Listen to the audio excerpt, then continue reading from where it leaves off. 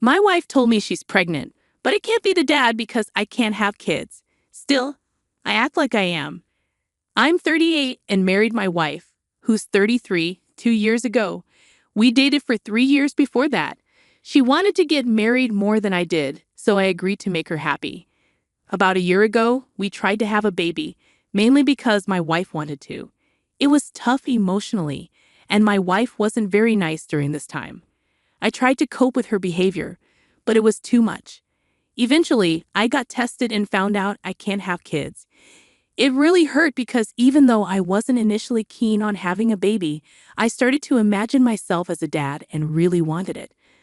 Finding out I couldn't be a dad was devastating, but the hardest part was yet to come. I struggled to gather the courage to tell my wife that I was the reason we couldn't have a baby. I was scared of how she'd react, especially considering how she'd been treating me lately. I couldn't bear the thought of her disappointment when she realized we might never have children together. So I waited a few days after getting my test results before telling her. But before I could, she surprised me. Just 4 days after learning I was sterile, she sat me down and said she had important news. I was terrified, thinking she somehow knew about my condition. But no, her news was different. She was pregnant. I was completely shocked by what she said, but I pretended to be happy for her. The next day, I got tested again to be sure about my sterility, and the results were the same. I felt lost because if I wasn't the father, then she must have been cheating on me. The fertility treatments she would need were expensive, and she couldn't have afforded them without my help. So it seemed clear she was cheating. It was such a strange and awful thought that I didn't know what to do.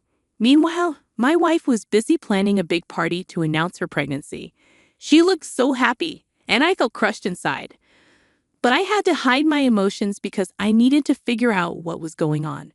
I kept everything to myself, not even telling my family. It was too personal and awkward to share with anyone. I couldn't confront my wife either. Too much time had passed, and I needed to know who the real father was before I said anything. Fortunately, I found out at the party. Many people were there, including our families, friends, and some of my colleagues. She even invited our neighbor from across the street, a 27-year-old guy who's a model. He's undeniably good-looking, probably better looking than me or most people given his profession. He moved in with his aunt, who lives nearby, to pursue his modeling career since his own family lives far away. My wife always had a soft spot for this guy. When he first moved in, she'd cook for him and his aunt, and he'd even joined us for dinner a few times. We'd chat about his work, and he seemed well-spoken and educated. He's a literature major like my wife, so they hit it off instantly. I didn't mind him, he seemed nice, and I trusted my wife. But on the day of the party, when he arrived, I noticed a change in her demeanor. Her eyes lit up, and she rushed to greet him with a longer hug than she gave anyone else. While others didn't seem to notice, I did, and it felt like something was brewing between them. I needed to confirm my suspicions, so I pretended to go to the bathroom but sneaked into the bedroom to check her laptop. It was harder to access than her phone, as she was always using it whenever I was home. Whenever I asked her what she was doing on her laptop, she'd deflect and claim she was working on her novel, a project she'd been immersed in for months.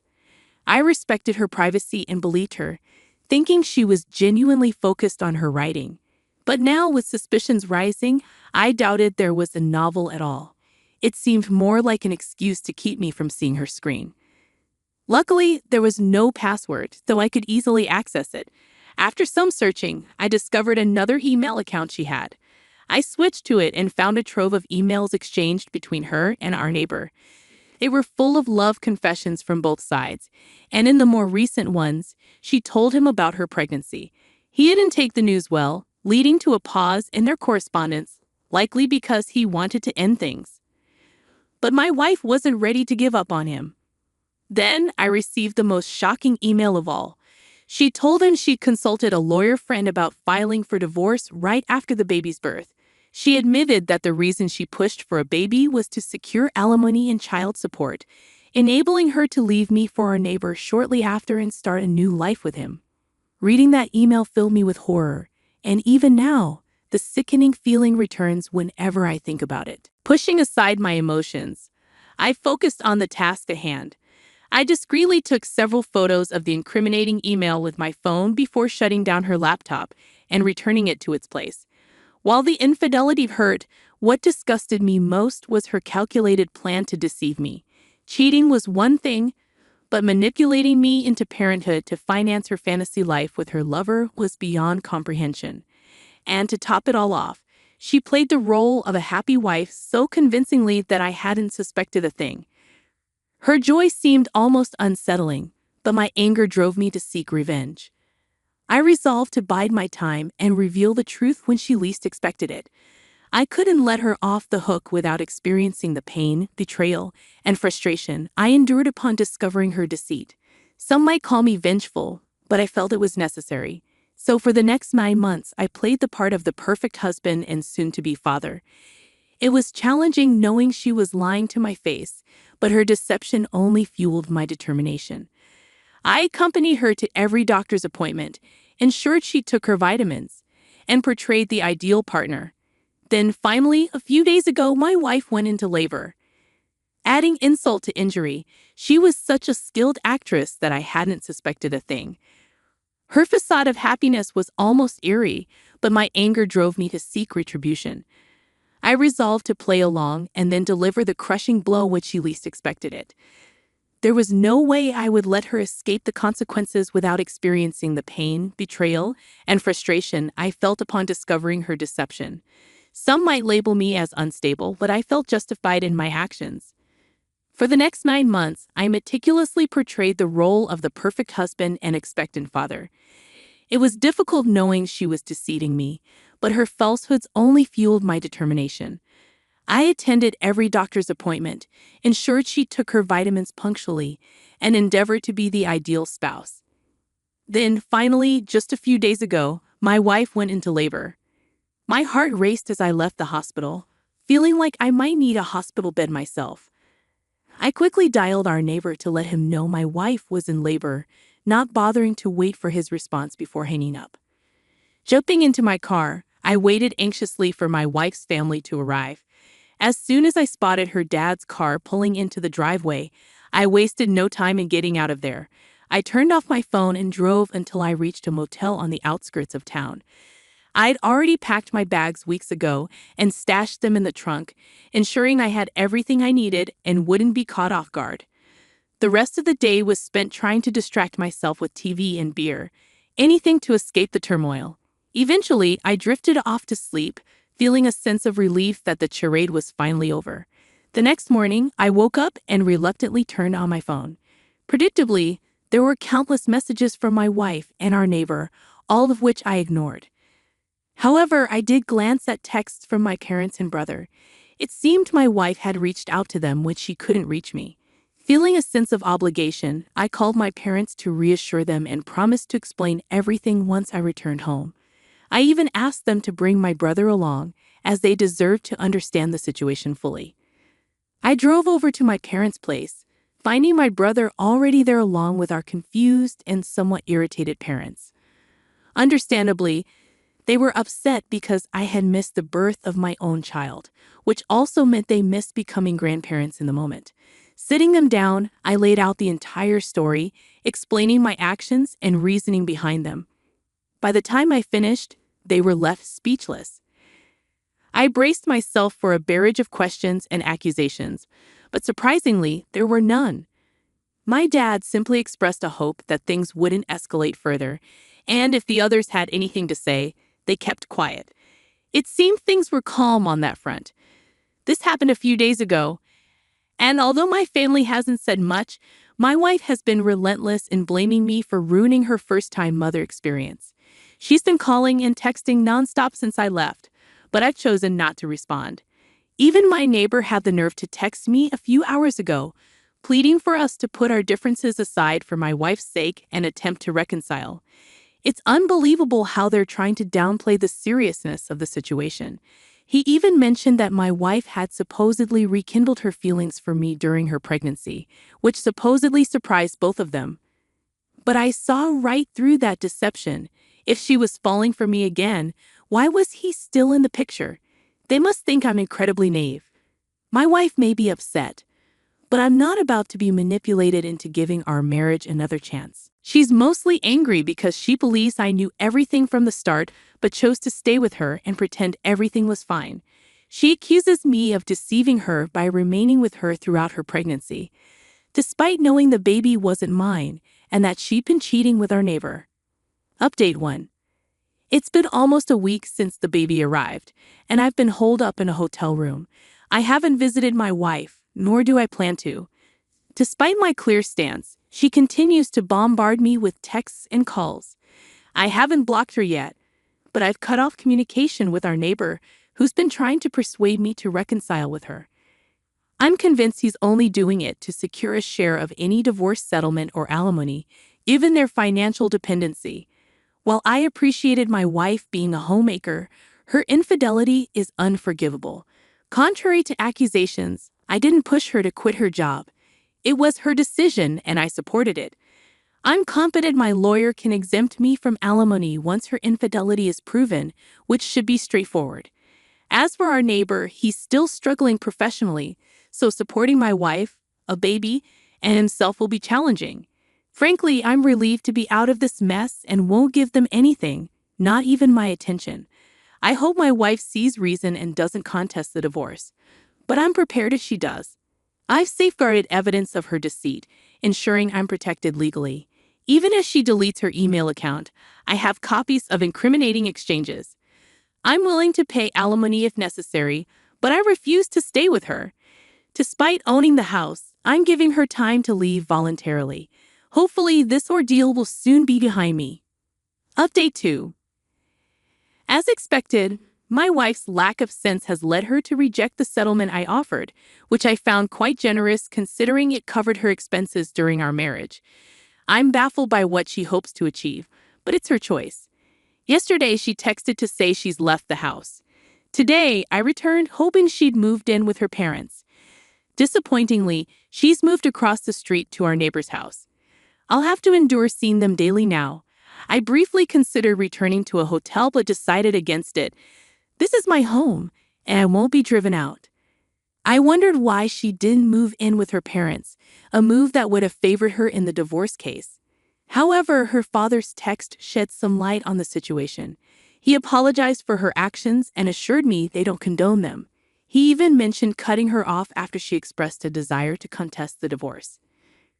Her irrational behavior continues to baffle me. Surely, she must realize her actions will backfire.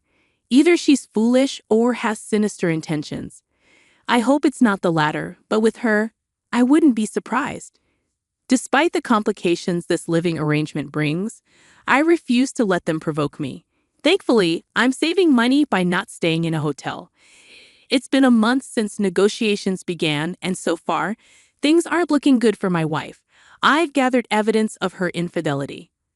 Update 3. It's been a month since the divorce negotiations started, and things aren't looking good for my wife. I've solidly proven her infidelity, especially since she's now living with the man I accused her of cheating with, providing undeniable evidence of my claims. She attempted to fabricate accusations, claiming I was an alcoholic and the reason for my infertility, suggesting that her affair was justified due to my supposed cruelty during our attempts to conceive.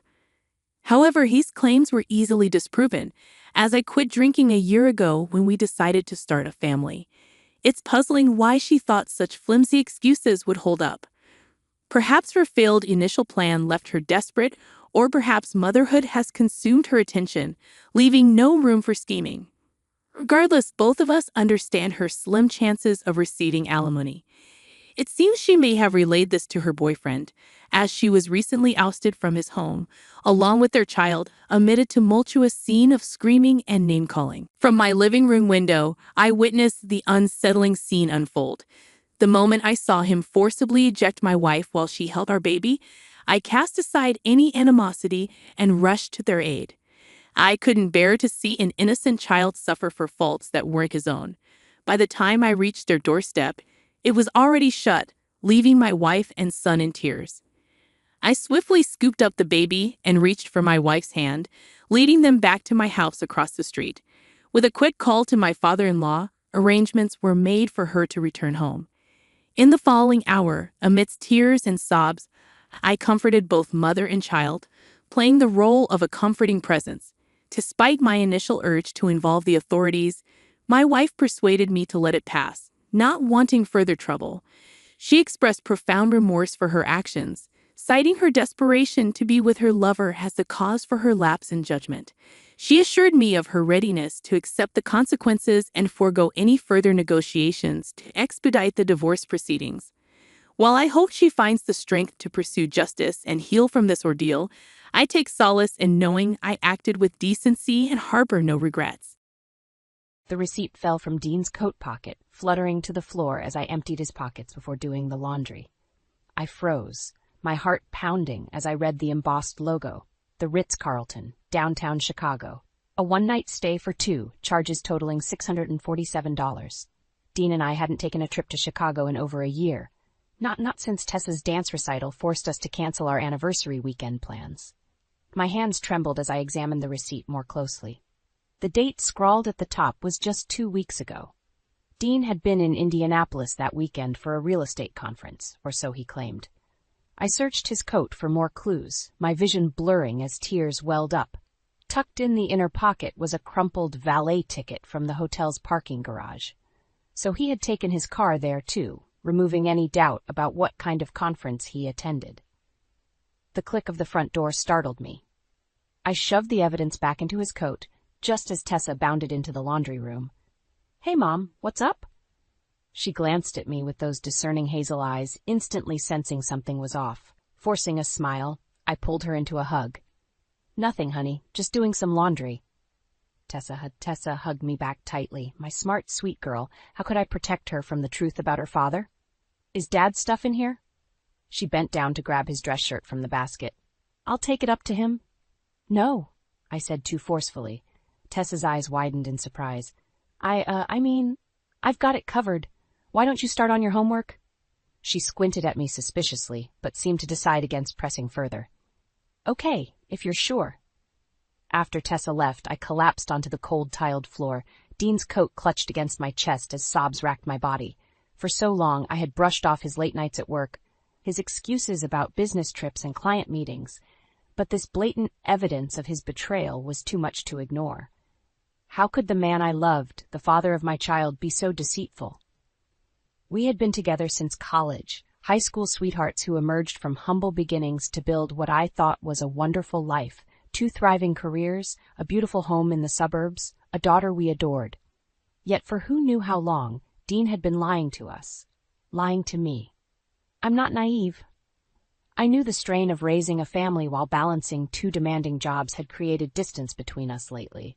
The spontaneous romance, the date nights, the getaways, those had fallen by the wayside as responsibilities mounted. But I never imagined Dean would give in to temptation and shatter the vows we had made before God. My cheeks burned with humiliation over how blind I had been. The signs were all there if I had just opened my eyes, his evasive demeanor, the nights he claimed to be working late, but I could never reach him on his cell, his sudden interest in dressing sharper and staying more fit. I should have listened to the nagging voice in my gut telling me something was wrong with my life, with my marriage. But it was easier to bury my suspicions, to settle for the thin excuses he offered. Marlene Hart, successful career woman on the surface, but a foolish, ostrich-like failure as a wife. No more, I decided, anger replacing the hurt. I would get to the truth, and if Dean had betrayed our sacred vows, there would be consequences, for him and for the woman he had been unfaithful with. I was done being the last to know about my own life. This unraveling was just the beginning. Over the next few days, I focused on maintaining an air of normalcy around Dean and Tessa, all while covertly gathering more evidence of his infidelity. I logged into the email account linked to his frequent flyer number and discovered bookings for stays in Chicago, Kansas City, and San Francisco during supposed work trips. My manager, Brandon, must have noticed my distracted demeanor at the office. "Everything okay, Marlene? You've seemed a little off lately." I plastered on a polite smile. "Just some family stuff to deal with, but I'm managing." Brandon patted my shoulder consolingly. Well, let me know if you need any personal days or anything. Family has to come first. If only he knew the truth about my picture-perfect family's sordid situation. I doubted any of my colleagues would be shocked to learn prim, proper, Marlene Hart was being cheated on by her husband. That night, I decided to finally clear the air with Tessa. If Dean's tangled web continued to unravel, she deserved to know why. I tapped on her bedroom door before entering. "Hey, sweetie, can we chat for a minute?" Tessa looked up from her homework, chewing on the end of her pen. "Sure, what's up?" I settled on the edge of her bed, feeling a pang at how grown-up my little girl had become. At 16, she was nearly a woman herself. "I've been dealing with some issues regarding your father lately, and I think it's time I filled you in." Her eyes widened slightly, but she didn't seem entirely surprised. "Okay. The other day I found evidence that seems to suggest he may have been unfaithful to me, to us." Tessa was quiet for a long moment, before finally speaking. "You know, I overheard something at Dad's office a couple weeks ago. Maybe it's related?" My heart skipped a beat. "What did you hear?" "I was waiting for Dad to finish up a meeting so we could go to dinner. His colleague Ronnie came into his office and started laughing about how Dad had a sweet exotic thing on the side. Then he said they were going to hit the Ritz this weekend for some special treatment with a couple of girls." White-hot rage surged through me at Ronnie's vulgar words, at the thought of Dean with some sleazy prostitute at that hotel. But I maintained an even tone. For Tessa's sake. "I see. Well, that certainly aligns with what I discovered." Her eyes glistened with unshed tears. "So it's true? Dad's been cheating?" I pulled my daughter into a fierce hug, determined to stay strong for her, even as my own heart broke into pieces. "Unfortunately, all evidence suggests that's the case. I am so sorry, sweetheart. You didn't deserve to have this happen to our family." Tessa sniffed against my shoulder. "But why, Mom? Why would he do this to us after everything you've sacrificed for him and his career?" That was the million-dollar question, wasn't it? Why do men who seem to have it all still throw away their family's love and trust for cheap thrills? I stroked Tessa's hair soothingly. "I don't have an answer, baby girl. But what I do know is that we can get through this together. We're going to be just fine." I meant the words as a reassuring promise. At the same time, they came out sounding like a vow to uncover every sordid detail of Dean's betrayal. And to make him pay dearly for the anguish he had inflicted on the two people who loved him most. After confiding in Tessa about Dean's betrayal, I felt a renewed sense of determination. My daughter and I were now a united front. We would weather this storm together and make sure her father faced the consequences he deserved. The next morning, I feigned a stomach bug and called into work, using the free time to take my investigation into high gear. While Tessa was at school, I dug through Dean's home office, my fury mounting with each new discovery. Credit card statements detailed thousands of dollars in unexplained expenditures, lavish meals, pricey hotel suites, even some unseemly charges from online flower delivery services. So he had been wining and dining his mistress in addition to bedding her. How cliché.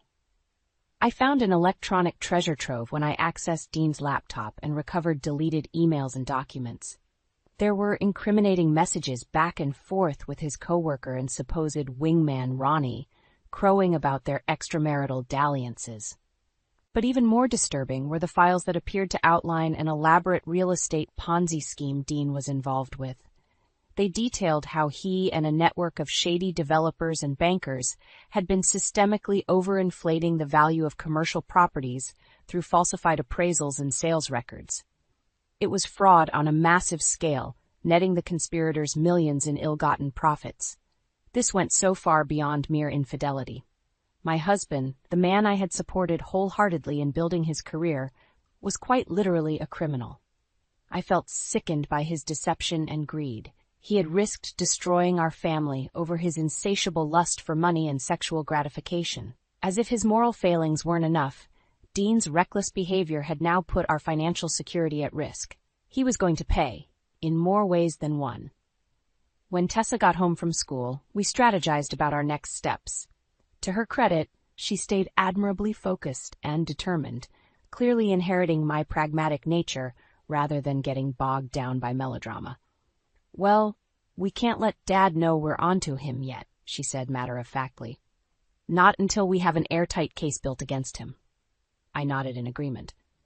Precisely. I want to gather enough evidence that he can't obfuscate or slither his way out of taking responsibility. Tessa tapped away at her laptop keyboard.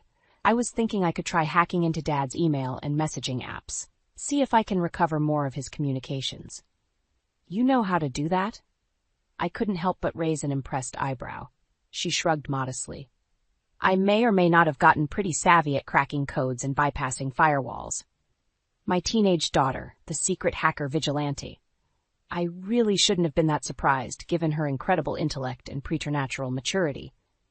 Okay, you work on that, I said. Meanwhile, I'm going to consult with a lawyer about protecting our assets and rights as this gets uglier. Tessa nodded grimly. We both knew there was no going back now. Dean's actions had shattered the family he professed to cherish so much.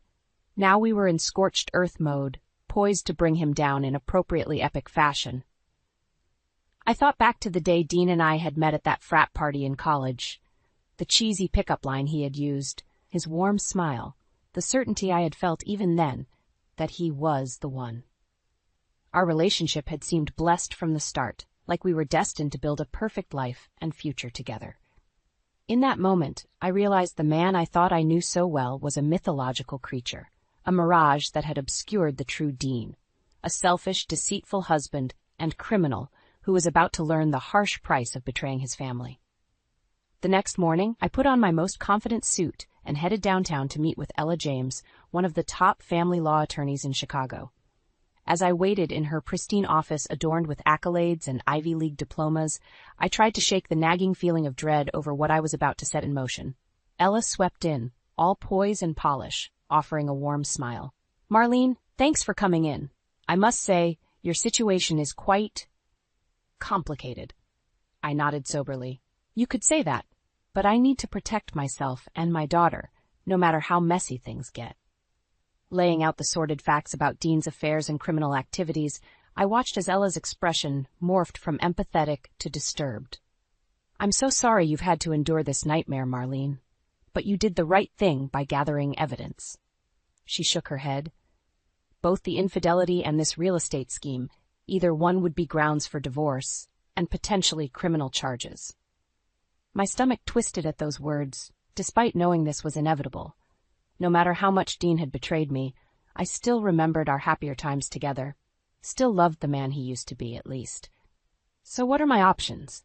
I asked hoarsely. Ella laid out a series of legal strategies, protecting my assets, securing full custody of Tessa, and pursuing criminal charges against Dean and his co-conspirators. By the time I left her office, I had a clear roadmap, even if the path ahead looked daunting. When I arrived home, Tessa was waiting anxiously. One look at my face, and she knew the situation was as dire as we feared. I take it the lawyer laid it all out? She asked quietly. I simply nodded, surprising myself by managing to stay composed. We're going to hit Dean with everything we've got. Divorce, seizing his assets, maybe even criminal charges, depending on how deep this fraud goes. Tessa's eyes widened slightly, but she seemed resolute rather than scared. Well, I did what I could to help build the case. She turned her laptop to show me a series of recovered emails and text messages between Dean and Ronnie, each one more damning than the last. There were explicit details about their trysts with various mistresses and escorts. But even more concerning were their boasts about tricking banks and regulators, laundering money through shell companies, and scamming property owners out of millions in illegally inflated sale prices. I also found some cryptic audio recordings that sound like blackmail discussions, Tessa added grimly. This goes far beyond what we even knew. I shook my head in numb disbelief, having to remind myself that this wasn't tawdry cable movie plot. It was the harsh reality of how my life had unraveled, of the truth about the man I had built a family and future with. Dean has some serious skeletons in his closet, I murmured, and we're going to unleash every last one of them. A few days later, Dean headed out of town again on another alleged work trip. As soon as he was gone, I changed all the locks and passcodes, boxing up what few possessions of his remained untainted by his misdeeds. It was a definitive, if small, first step towards reclaiming my home and life. When he inevitably returned to hostile territory, Dean would learn just how steep a price he was going to pay. There would be no more looking the other way, no more benefit of the doubt. He had gambled everything by indulging his greed and lust. Now it was time to double down and take him for everything he was worth. Dean swaggered through the front door a week later, rolling his suitcase behind him with his usual breezy demeanor, but his expression quickly shifted to one of confusion when he noticed the changes. "Marlene? Why does the security code not work, and where is all my stuff?" I entered from the kitchen, Tessa at my side, arms folded across our chests in a united front. Dean's eyes widened as he took in our grim demeanors. "What's going on here?" he asked warily. Rather than answering, I pulled out a thick manila envelope and tossed it on the foyer table in front of him. "Open it," I said flatly. He shot me a questioning look, but seemed to sense this wasn't a situation to argue. Sliding the envelope's contents out, his face drained of color as he thumbed through the stack of documents, copies of all the credit card statements, emails, recordings, and financial records exposing his tangled web of affairs and fraud. "How? Where did you get all this?" he sputtered, looking between Tessa and I desperately. Tessa stepped forward, surprising me with the steel in her tone. "Does it really matter, Dad? We know everything about your mistresses, your illegal deals, all the money you stole through those real estate scams. It's all right here in black and white." Dean seemed to deflate, dropping the document pile as if it had burned him. He opened his mouth, presumably to offer one of his familiar lies and justifications, but I cut him off sharply. "Don't even try denying it, Dean. We have proof of all your sordid activities, the affairs, the Ponzi scheming, the bank fraud, and money laundering. It's the full truth without any more excuses to hide behind." He worked his jaw, seemingly at a loss before his features contorted into an ugly sneer. "Oh, like you're so innocent in all this, Marlene. Always burying yourself in work, never making time for me anymore." I couldn't believe the audacity of him trying to blame shift to me. That's no excuse for screwing around with other women and breaking my trust, not to mention potentially ruining us financially with your greed. I shook my head in disgust. Anything to save face and avoid taking responsibility, right, Dean? You smug, self-righteous... Don't talk to my mom like that. Tessa's voice rang out, startling us both. Hot tears streamed down her cheeks, but her body was taut with fury. "After everything she sacrificed for this family while you threw it all away?" Dean opened his mouth again, but seemed to think better of it. The damning evidence must have finally silenced his delusional bravado. He simply stood there, jaw clenched, unable to meet our furious gazes. "Get out," I said, surprising myself with how cold and hard my voice sounded. "Take your shot and get out. This marriage is over." When he didn't immediately move, Tessa stepped forward and grabbed the box containing his belongings, shoving it against his chest roughly. "You heard her. Get the fuck out of our house before I call the cops and tell them everything." That seemed to snap Dean out of his stupor. He grabbed the box and his suitcase, shoulders slumped in what I could only assume was a mixture of shame and anger. As he trudged out the door, he paused, turning back with an unreadable expression. "You'll regret this," he muttered darkly. "We had it all, and you threw it away over some..." "Somewhat?" I cut him off, quirking an eyebrow imperiously. "Some audacious lies and criminal behavior that you thought I'd just accept? Good fucking luck with that." I slammed the door in his face, a cavalcade of emotions crashing over me, rage, sorrow, but most of all, a sense of release. The shackles of Dean's treachery had been unlocked, the first weight lifted from my shoulders. When I turned back to Tessa, she was smiling through her tears. "We really showed that douchebag, huh?" Despite everything, I laughed and pulled her into a tight hug. "That we did, kiddo. That was just the first salvo." We had laid the first bricks on the path to making Dean pay for his unforgivable sins, and there was no turning back now. In the aftermath of kicking Dean out, I naively thought the hardest part was behind us. How wrong I was. Over the next few weeks, the full weight of his betrayal and our paths to revenge came crashing down. First, there were the vicious legal battles as Dean fought me tooth and nail over custody of Tessa and our assets. Ella was a lioness, ruthlessly burying him under the mountain of evidence we had amassed. Still, the prospect of airing our family's ugly laundry in court made my skin crawl. Then Dean's Ponzi scheme unraveled spectacularly, drawing in law enforcement. One morning, there was a firm rap on the door. Federal agents with a warrant to search our home as part of their fraud investigation into Dean and his cohorts. Seeing my life picked apart before their unfeeling eyes will be seared into my memory forever. As if that indignity wasn't enough, reporters soon descended en masse. Lurid stories detailing Dean's affairs and crooked business dealings splashed across the front pages and gossip websites. For Tessa's sake, I tried keeping her sheltered from the worst of it, but she was far too perceptive to be fully shielded. One night I arrived home from a grueling day at the office to find her on the living room couch, laptop open and earbuds in. She jumped guiltily when I entered. "Hey, Mom, I was just, I raised my eyebrows. "Let me guess, reading more of those articles again?" She bit her lip, eyes down. Her face said it all. "I can't help it," she muttered miserably. "All the stuff they're writing about Dad, about you." She trailed off, shaking her head in disbelief. My stomach twisted. I knew exactly which articles she meant. The ones salaciously detailing Dean's trysts with various mistresses and call girls. The ones scrutinizing my neglect of my wifely duties as a high-powered career woman. The ones questioning whether I had turned a blind eye to obvious signs of trouble in our marriage. I settled onto the couch beside Tessa, wrapping an arm around her shoulders.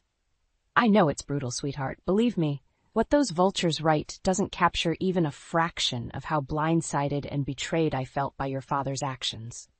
She looked up at me with those big, soulful eyes that had inherited both Dean and I's colors. "But why, Mom? Why did he throw it all away like this? I keep reading those articles, trying to find some shred of an explanation, but it just gets more and more confusing and messed up." I chewed my lip, trying to find words to sum up the kaleidoscopic mess of emotions I still grappled with over Dean's implosion. The truth is, I'm not sure we'll ever understand his motives fully. Whether it was boredom, entitlement, or simple moral depravity, he made the choice to discard the family he claimed to cherish above all else. Saying it aloud reopened those wounds of rejection and humiliation from his affairs. But I pushed through, needing Tessa to understand the cold, hard truths about her father. What I do know is this: his actions were utterly selfish and unforgivable.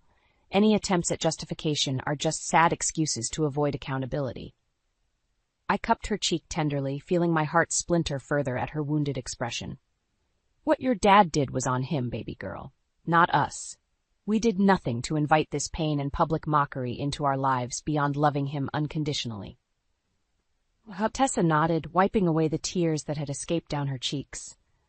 "I know, and to be honest, as much as it sucks to read all that horrible stuff, it just makes me angrier at him, for hurting you and tainting what our family was." Her jaw set in a determined line that reminded me so much of myself. "He's going to pay for that, Mom. We're going to make sure of it." I matched her fiery gaze and felt that all-too-familiar burning for vengeance reignite in the pit of my stomach. Damn straight we are. Dean Hart could temporarily avoid consequences by hiding behind his hotshot lawyers and privilege. But we would make sure that sheltered deniability was only temporary. The fallout was just beginning, for him and everyone unlucky enough to be caught in the blast radius of his selfish rampage. I was done being the victim. It was time to become the avenger. With Ella's tenacious representation, my mounting legal proceedings against Dean proceeded full steam ahead despite his attempts at stalling and obfuscating. Each court victory, no matter how small, filled me with a sense of resolute satisfaction. First, the judge awarded me full custody of Tessa, citing the mountain of evidence detailing Dean's moral failings as a father. He tried playing up his usual charming bravado on the stand, but the damning communication records and money trails couldn't be disputed. When the order was read, I had to keep myself from smirking at the flicker of desperation on Dean's face.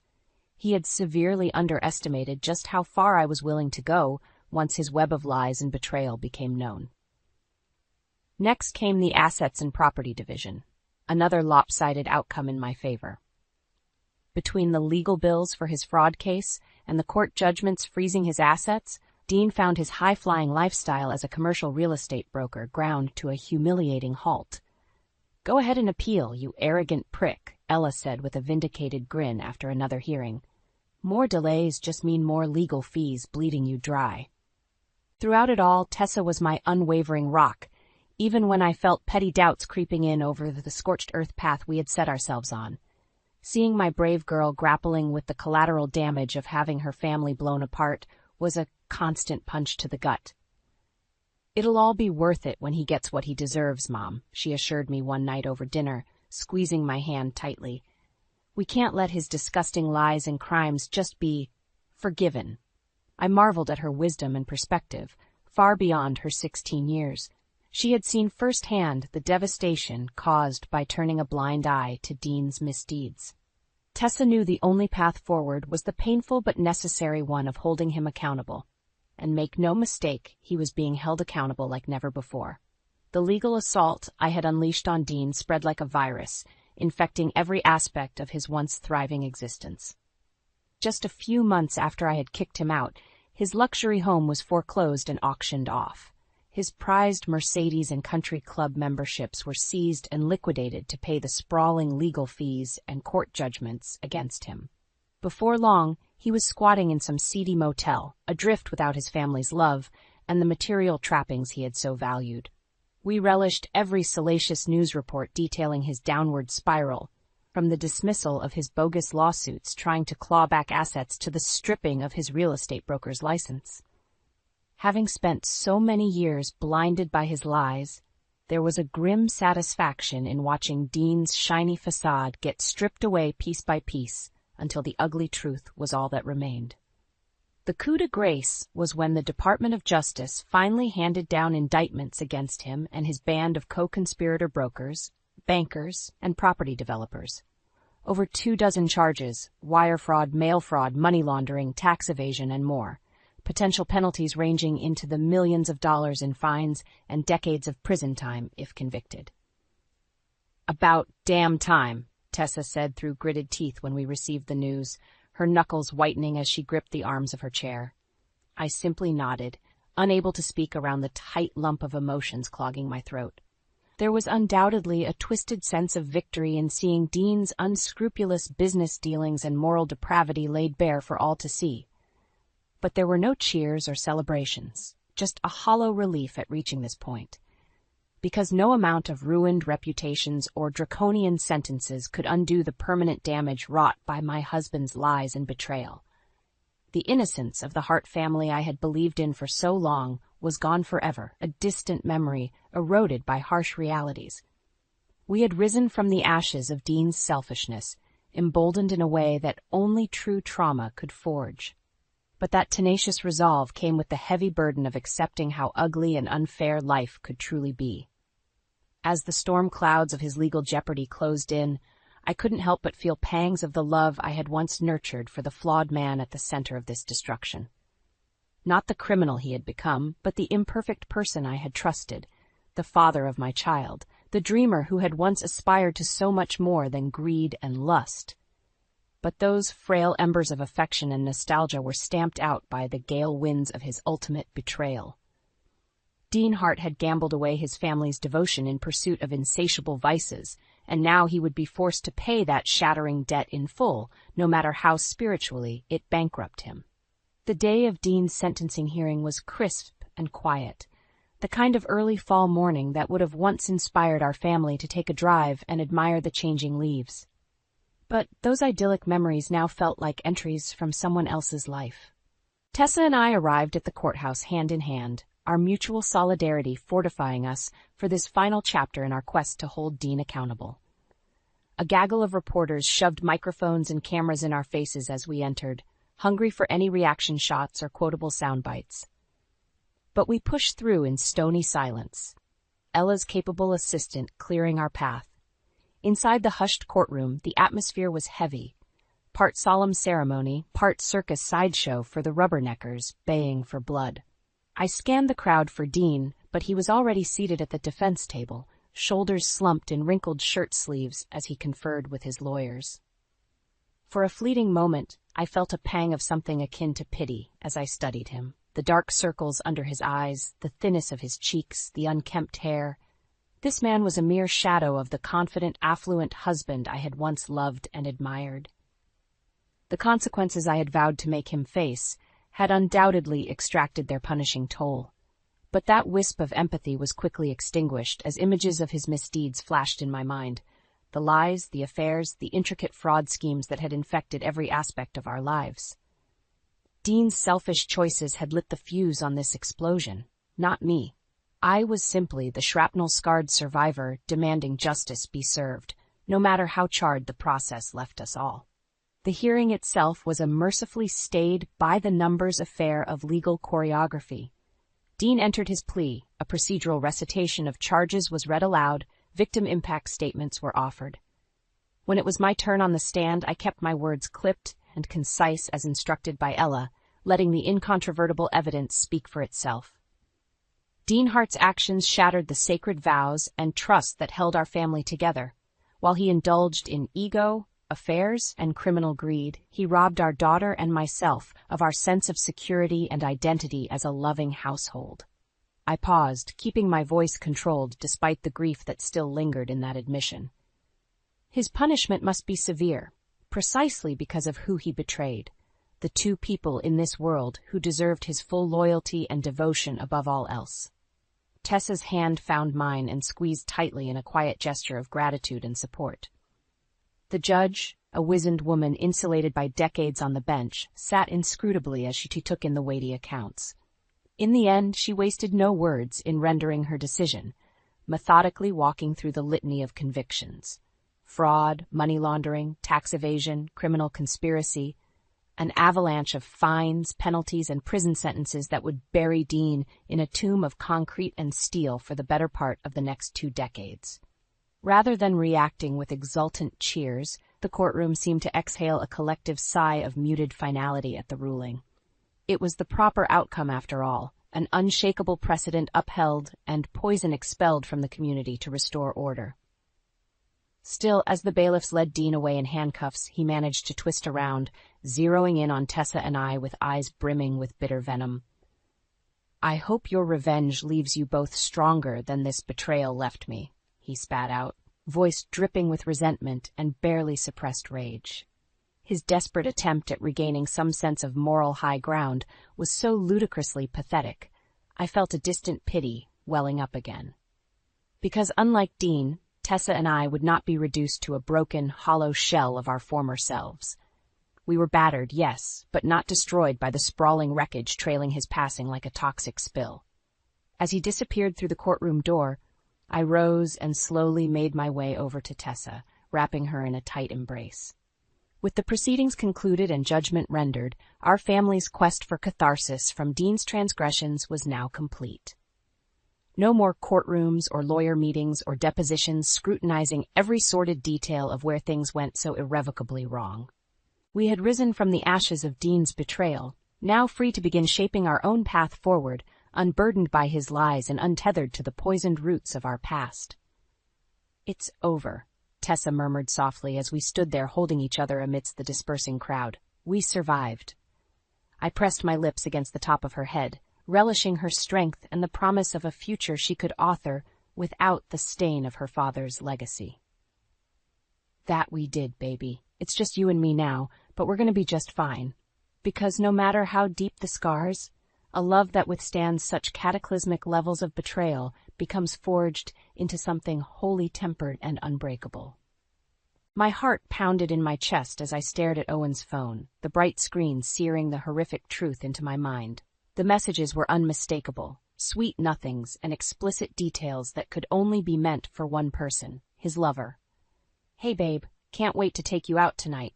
I've got a surprise planned." I felt the blood drain from my face as reality crashed down upon me. My husband, my partner of 12 years, was having an affair. The phone slipped from my trembling hands as a tidal wave of emotions threatened to drown me. Shock, anger, devastation. I'm not sure how long I sat there, numb and motionless, before the sound of Nathan's laughter from the backyard jarred me back to the present. Taking a deep, shuddering breath, I willed my racing thoughts into focus. I couldn't confront Owen, not yet. This required a more calculated response. Retrieving his phone, I quickly deleted the damning thread, removing any trace of my discovery. No, Owen would not get off that easily. If he thought he could betray me and simply walk away, he was gravely mistaken. My mind whirred as the initial panic gave way to cold determination. I knew what I had to do. First, I needed evidence, concrete proof to dismantle every lie he would inevitably try to spin. Second, I required a plan to secure mine and Nathan's future, protecting us from the fallout of his reprehensible actions. I dialed the only person I could trust with such a weight. "Ella? It's me. We need to talk." By the time Owen returned home that evening, my game face was firmly in place. I smiled and played the doting wife, all while mentally cataloging his every move, his every casual lie. He would soon learn that betrayal came at a cost, and I intended to make him pay dearly. Over the next few days, I kept my ears priced for any information that could aid my cause, maintaining a cool front despite the storm of fury raging within. Scouring his emails, texts, and any other electronic trails, I slowly pieced together the sordid details of his affair, my hatred for this Jenna intensifying with every revelation. I also began meticulously documenting his indiscretions, ensuring I left no stone unturned. Legal counsel, separate bank accounts, updated beneficiaries, no precaution was too small in securing a future for Nathan and myself, free from Owen's corrosive influence. With Ella's assistance, I bided my time, allowing Owen to slip further into the web of his own lies as his actions grew more brazen. All the while, I steadily constructed an impenetrable case against him, turning his selfish misdeeds against him. One way or another, he would atone for his sins. Soon, the veil of deceit would be lifted, and only then would Owen comprehend the true consequences of betraying the person who knew him best. The day of reckoning was coming, and I would be ready. Over the next few weeks, I worked methodically to reshape our routines, gradually removing any ties that could impede a clean break from Owen. Little by little, I redirected finances into a secure account, paid down joint debts, and revised legal documents. I even switched Nathan to a new school, one closer to Ella's house, just in case. Owen, the oblivious fool, remained utterly clueless to the approaching storm. His arrogance left an increasingly blatant trail of evidence. Received gifts inexplicably appearing around the house, furtive phone calls at all hours, shady rendezvous disguised as working late. I diligently catalogued every infraction, every despicable transgression. One afternoon, I caught him in the act, hunched over his laptop, having what he thought was a private video call. "You'll never guess what I have planned for this weekend, baby." He purred in that sickly sweet tone that made my skin crawl. "A cozy little bed and breakfast up in the mountains, just you and me." I pressed record on my phone, allowing his tawdry words to permanently etch his deceit before clearing my throat loudly. Owen startled, panic flashing across his face as he scrambled to minimize the window. Too late, I had bore witness to the truth yet again. "Oh, hey, hon." He feigned an innocent smile. "Just a work call. You know how it is." Rather than confront his pathetic lie, I simply quirked an eyebrow and strolled away, anger simmering beneath my calm veneer. Let him leave the increasingly transparent trail. It would only further damn him when I deployed my reckoning. A new fire lit within me as I doubled down on my efforts. I knew the law would side with the wronged spouse, especially with the cache of evidence I had diligently compiled, but it never hurt to stock more ammunition. With Ella's help, I left no stone unturned, drilling into Owen's email accounts, financial records, anywhere even the faintest trace of impropriety may lurk. And lurk it did.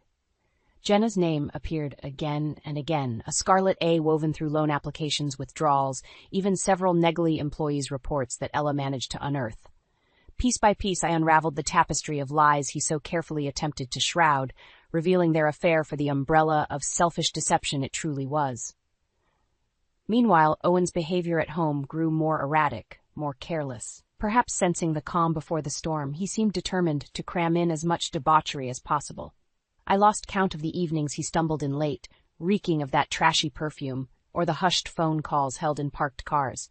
It was almost insultingly blatant.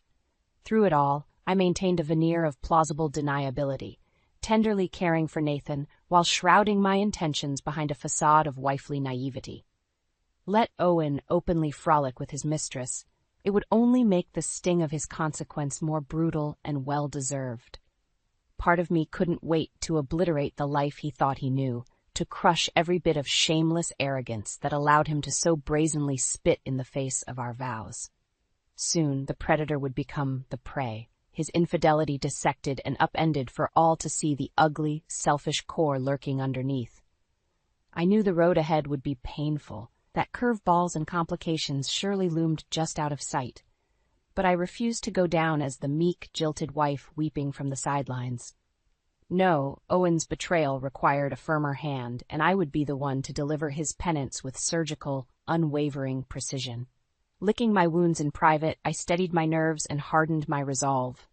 Judgment awaited, and I would be its ultimate arbiter. As the weeks ticked by, more layers of Owen's deception began to unspool. Diving into our financial records, I discovered he had been steadily siphoning funds from our joint accounts into a separate, hidden stash. Thousands of dollars, drained to bankroll his escapes with that vile woman. The sheer audacity of it made my blood boil.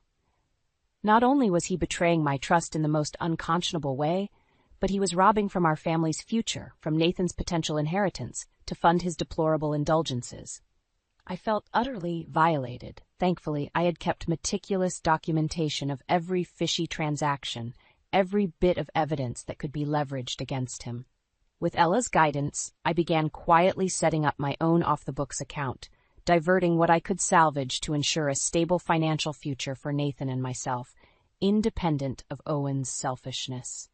Ironic, I thought bitterly, that he would inadvertently teach me such an invaluable lesson about contingency planning. As if his monetary depravity despicable enough, I soon uncovered an even more gut-wrenching layer of Owen's betrayal. Amidst my impassive surveillance of his communications, I came across a galling string of messages between him and Jenna, each more repulsive than the last. "You know this can't go on forever, right?" Her artificially sweet words practically oozed through the screen. "If you ever want us to have a real future, you need to do the right thing and leave that family of yours behind." My heart plummeted into my stomach as I absorbed the full extent of her arrogant, cold-blooded manipulation. So that was her insidious game. She hadn't just set her predatory sights on snagging Owen for a fleeting dalliance, but had been systematically working to obliterate our entire lives. The worst part was, his responses seemed to be tacitly encouraging her suggestions. In that moment, I was gripped by an overwhelming protectiveness over Nathan. I refused to allow that shriveled snake of a woman to slither her way into destroying the sanctity of his childhood, of the life and values I had so lovingly nurtured. If she wanted a battle, she had just initiated a war she could never hope to win. I redoubled my efforts, drilling down on every last intersection of their sordid involvement. Deleted messages, calendar invites, receipts, all betraying a torrid breadcrumb trail deliberately hidden in plain sight, as though Owen reveled in parading his indiscretions behind my back. With Ella's assistance, I began compiling it all into an ironclad damning dossier, one that would ensure I emerged victorious. Meanwhile, as Owen's duplicity intensified, so did my efforts to lovingly insulate Nathan from the turmoil lurking under our roof. We spent quality time together each day, baking, doing arts and crafts, lavishing in the simplicities of the mother-son bond. Deep down, I drew strength from his innocence, from the bright future I was determined to preserve on his behalf. "Mom, can we go camping this summer?" Nathan asked one afternoon, all smiles and unbridled hope. "You, me and Dad?" My heart clenched at the thought of Owen tainting such a special tradition with his perverse dishonesty. Forcing a reassuring smile, I pulled my sweet boy close. "Of course we can, baby," I murmured into his hair. "Maybe somewhere extra special, just you and me." Owen couldn't be allowed to tarnish Nathan's horizons any longer. As his transgressions piled up, so did the fortifications around the family he had shattered beyond repair. Guided by Ella's pragmatism and my own unflappable discipline, I arised the art of sustainable vengeance, quietly assembling the battle plan that would neutralize every last threat he posed. Our future security was nearing weight off the deceptive life he had so recklessly constructed. Once the dust settled, Nathan and I would emerge vibrant and victorious, utterly insulated from the toxicity of Owen's rebounding misery. Soon, all would be laid bare, and that wretched mistress of his would learn the steep price for ruining the sanctity of my family. With my defenses solidifying, it was time to take the offensive. I knew divorce proceedings would be inevitable, so I began consulting with a ferocious bulldog of a lawyer that Ella recommended.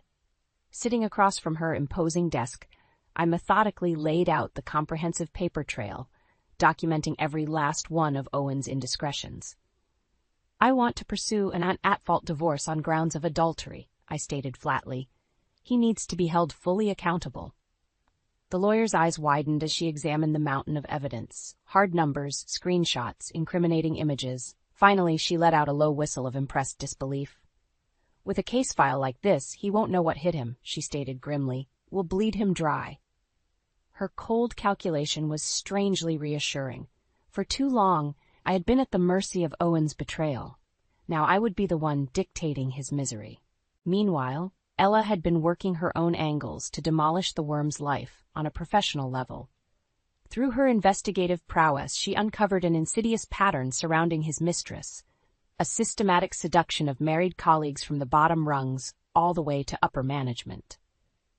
Jenna wasn't just a callous homewrecker, she was a calculating workplace huntress. Armed with undeniable proof of her penchant for unscrupulous affairs, Ella began feeding anonymous tips to her employer's human resources department. Suddenly, the veneer of professionalism that Jenna had so carefully maintained began to disintegrate before her. I could only imagine the fear that started lacing Owen's messages to his mistress as gathering storm clouds of scrutiny began closing in on their indiscretion.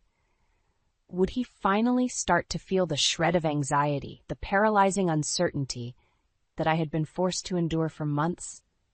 How delicious it would be to watch his world slowly implode while remaining utterly powerless to undo his own vile undoing.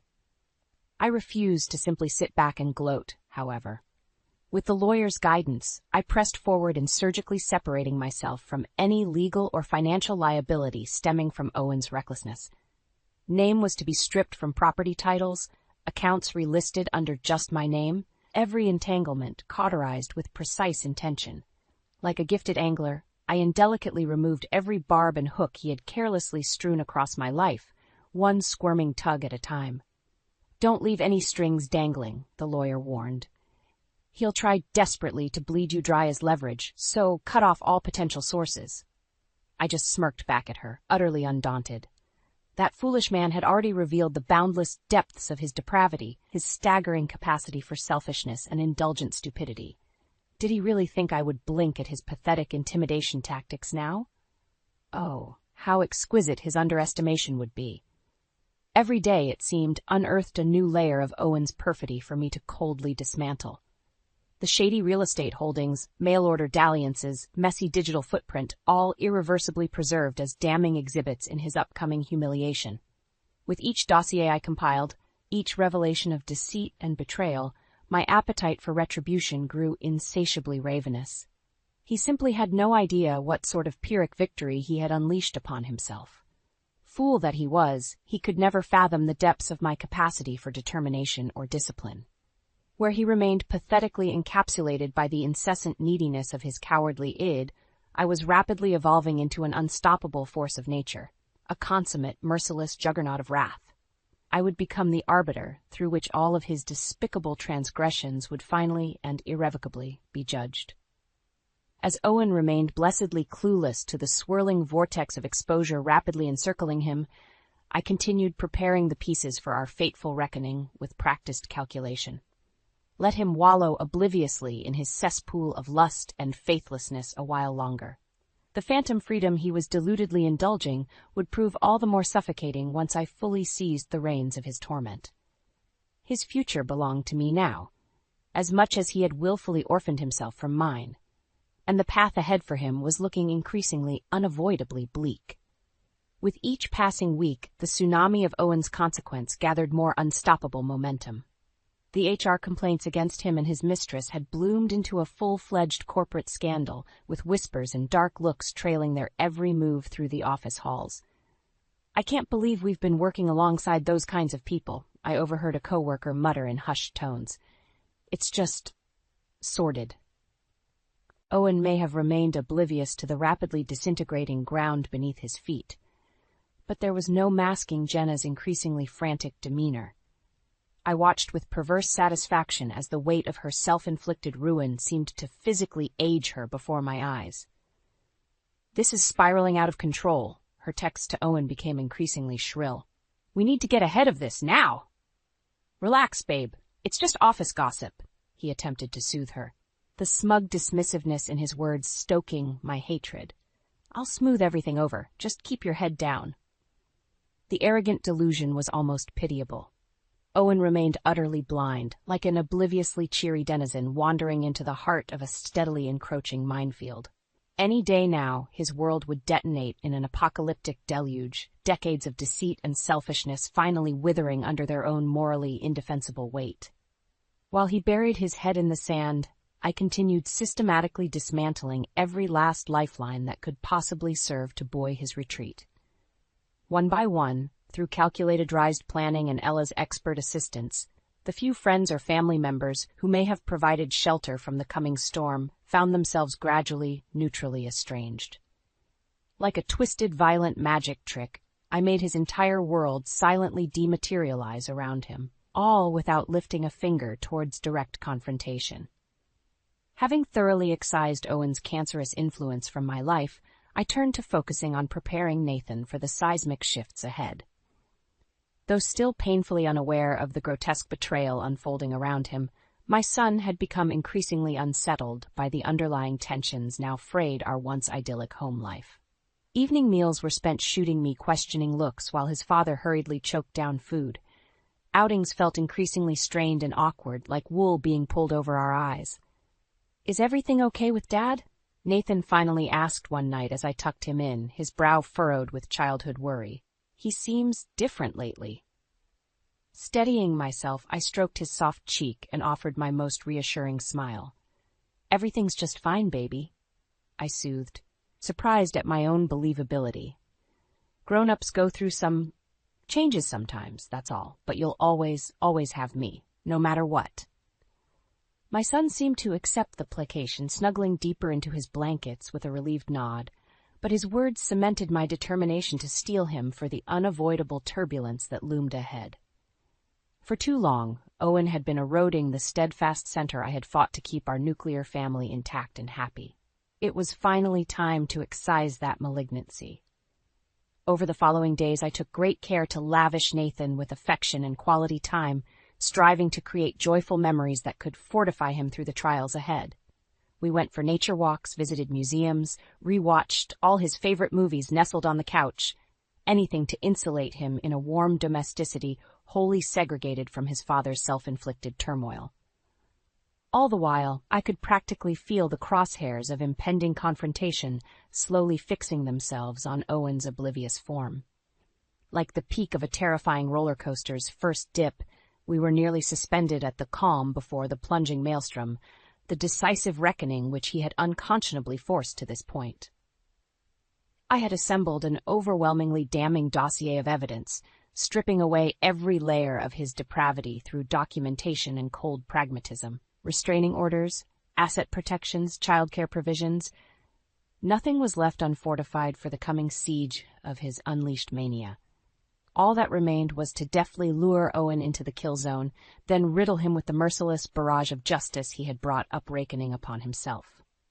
Scattered amidst the zeal of my preparations, I caught flashes of the woman I had once been, tempted to abandon this increasingly dark path out of some withering self-preservation. But they never lasted. My identity was permanently arc-welded to this white-hot meta-wingedity and finality of purpose. There could be no equivocation. No half-measures remaining, only a sudden, blinding dawn terminating this wretched season of deception, paving the way for the hard-won renaissance awaiting for Nathan and myself. Owen's day of judgment had nearly arrived, and I was ready. With the final pieces locked into place, I summoned Owen home for our inevitable reckoning, a terse text demanding his presence. He likely assumed I wanted to rehash marriage counseling or some other fruitless attempt at reconciliation. Little did he know, I had long abandoned any notion of preserving our lawfully wedded privation. When he finally sauntered through the door, I was seated stoically in the living room, a thick manila folder containing his compendium of sins resting coolly on the coffee table before me. As instructed, Nathan was safely ensconced at Ella's for the evening. This fallout would be far too toxic for young eyes to witness. "Hey, hon, you wanted to see me?" Owen's voice held a twinge of confusion as he made his way towards me, seemingly oblivious to the gravity of the situation. With a steely glare, I slid the dossier across the table towards his approaching form. "You might want to take a look at this first." The instant his fingers opened the folder, dread instantly washed over his features, panic seizing his body. For several torturous moments, my husband rifled through the damning evidence with shaking hands, incriminating photos, blasphemous texts, philanthropist money trails. Every dirty secret, every web of adulterous malfeasance I had so meticulously compiled over these agonizing months, all finally laid bare before his ashen face. "Lila," he finally sputtered, eyes brimming with pathetic, unshed tears. "I don't know what to say." "Don't bother," I coldly interjected, unmoved by his woebegone theatrics. "Your actions have spoken volumes already. I'm done playing pretend, done swallowing the lies. Our marriage is over." The words seemed to slap him in the face, his jaw going slack with dismay. Good, let him marinate in the consequences of his selfish treachery for once. "But you can't be serious," Owen blubbered in disbelief. "After everything we've been through, we can work this out. I know we can. Just tell me what you need, Lila. I'll do anything." I gave a derisive snort at the absurdity of his blustering, utterly unmoved by his sniveling pleas. "You've already shown me exactly what you're willing to do. Lie, cheat, steal, utterly betray the very sanctity of our vows without a single shred of remorse, all to indulge your tawdry fling with that viper of a woman." My words hung heavy in the air, both of us fully aware that I was referring to his mistress, Jenna. His momentary hesitation said it all. Pathetically, his first instinct had been to attempt disassociation from her, the cowardly worm. "That's over. I swear," he backpedaled, desperation mounting. "Completely, totally finished. This was all a massive mistake. You have to know that." "A mistake?" My voice was a razor at his throat. "You don't get to play revisionist with your ugly, drawn-out patterns of infidelity and depravity, Owen. You made your bed, woven tightly with deceit and moral atrocity. Now you get to lie in it." On cue, punctuating the finality of my statement, the front door creaked open and my lawyer entered, manila folders clutched in her manicured grasp. She stalked over and deposited them squarely on the table next to the teetering stacks of Owen's documented sins. "Mr. Hendricks, I'd suggest carefully reviewing and signing where indicated," she intoned professionally. "Mrs. Hendricks has secured a very thorough judgment on your behavior." Owen gaped like a fish, frantically flipping through the sheafs of legalese as tears began to openly flow down his crumbling face. Every protection, every contingency crafted during my Praguing exit strategy now fell ruinously into place around his buckling form. It was beautiful, utterly vindicating justice. This can't be happening," he whispered numbly, Pelagian at the sheer immensity of his forfeiture. Finances, property, probably even custody if I pressed based on his philandering rap sheet. His shattered eyes finally lifted to meet my own, perhaps for the first time in years, truly seeing the remorseless diamond-plated version of the woman he had so carelessly betrayed. In that moment, I allowed every last acrid plume of rage and disgust I felt towards him to bore into his shrinking soul. "Start getting used to your new reality, Owen," I spoke softly, each word dripping avec menace.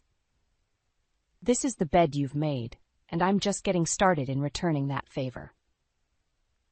In the days following my explosive confrontation with Owen, a strange, almost giddy calm settled over me. As I watched him desperately attempt to untangle the legal straitjacket I had so tightly bound him in, I felt utterly at peace, like a skilled surgeon having cleanly excised a malignant toxicity. "This is outrageous," he railed to my lawyer during one meeting, motioning wildly at the divorce terms. "You can't just take everything. What about my career? What am I supposed to do?" The shark-eyed attorney barely batted an eye. "Frankly, Mr. Hendricks, you should count yourself lucky you haven't been charged with criminal misconduct, given the evidence. I'd suggest complying and avoiding any unpleasant escalations." Unable to restrain my satisfaction, I allowed a faint smirk to crease my lips as the impotent bluster drained from Owen's face.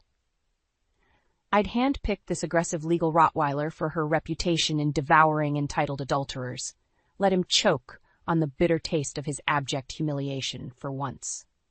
While he flailed and floundered in a desperate bid for basic traction, I focused my energies on more positive pursuits, namely ensuring a smooth transition for Nathan. With gentle age-appropriate conversations, I steadily ushered him through the realities of our new reality, careful to insulate him from any unnecessary toxicity. "Daddy has made some grown-up mistakes," I explained carefully, cradling my son close. "Ones that mean we won't be living together as a family anymore. But you'll always have me, and I'll always keep you safe and happy. I promise." To his immense credit, Nathan seemed to accept the situation with surprising grace and resilience. Perhaps the underlying frictions in our home had been more transparent than I'd hoped. In any case, with the cancerous influence of Owen's toxicity expunged, I could already sense my son's lightening spirit, unshackled from the poisoned air he had been unwittingly inhaling for far too long. As for Owen, his pathetic attempts at reconciliation and mercy fell on deafened ears. I caught glimpses of his mewling voicemails, increasingly anguished texts pleading to meet, reeking of desperation, but I simply forwarded them to my lawyer, refusing to indulge his predictable histrionics for even a moment. He had chosen to selfishly discard any goodwill or decency between us. Now he could drown in the withering consequences. On the work front, Owen's life continued its inexorable implosion as his seamy conduct rapidly became laughingstock of the office. I almost pitied the wretch when Ella shared footage of him being perp-walked out of his workplace, cardboard box overflowing with personal items and millennial career relics clutched limply to his chest. Jenna could be seen slinking off in the background in a paroxysm of self-inflicted embarrassment. "You're finally getting what you deserve," Ella told me with a satisfied nod. "Both of you miserable snakes." I merely shrugged, suddenly self-conscious of the depth of my friend's loyalty. Truthfully, I held no grudge against Jenna anymore. Her petty, shriveled existence had already transformed into its own searing punishment, her prospects permanently cauterized by the wildfire of scandal she helped spark in her singular lust and weakness. Owen, however, he would never escape the full, crippling weight of my disdain and fury.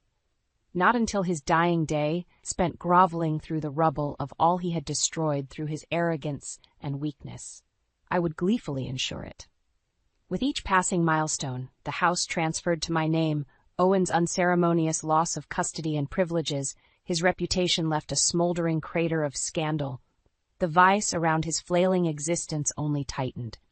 The man I had once loved, the father of my precious child, had willfully transformed into an amoral, lust-addled parasite. This systematic unraveling was the only poetic penance he had left himself susceptible to, and I was the merciless architect and keeper of his regenerating torment. My only regret through the entire process, if you could call it that, was my failure to capture the look on Owen's face as the final divorce papers were shoved across the table for his signature.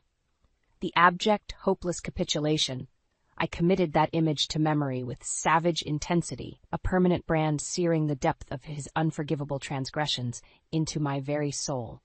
If he had any delusions of earning leniency or a shoulder to cry on, they were emphatically snuffed in that moment. I stood impassive, muscles taut and unyielding as the granite monolith I had become, unmoved by his pitiful, shuddering pleas. After all, he had made this bed, and he would lie in it forever. As the ashes of our immolated relationship cooled and scattered to the winds, I turned to embrace my radiant future with renewed determination. Nathan and I would not merely endure in the wake of Owen's ruination. We would flourish, heroically emboldened by the sheer ferocity of my love. The next chapter, wholly devoid of my cancerous husband's toxic influence, beckoned brilliantly.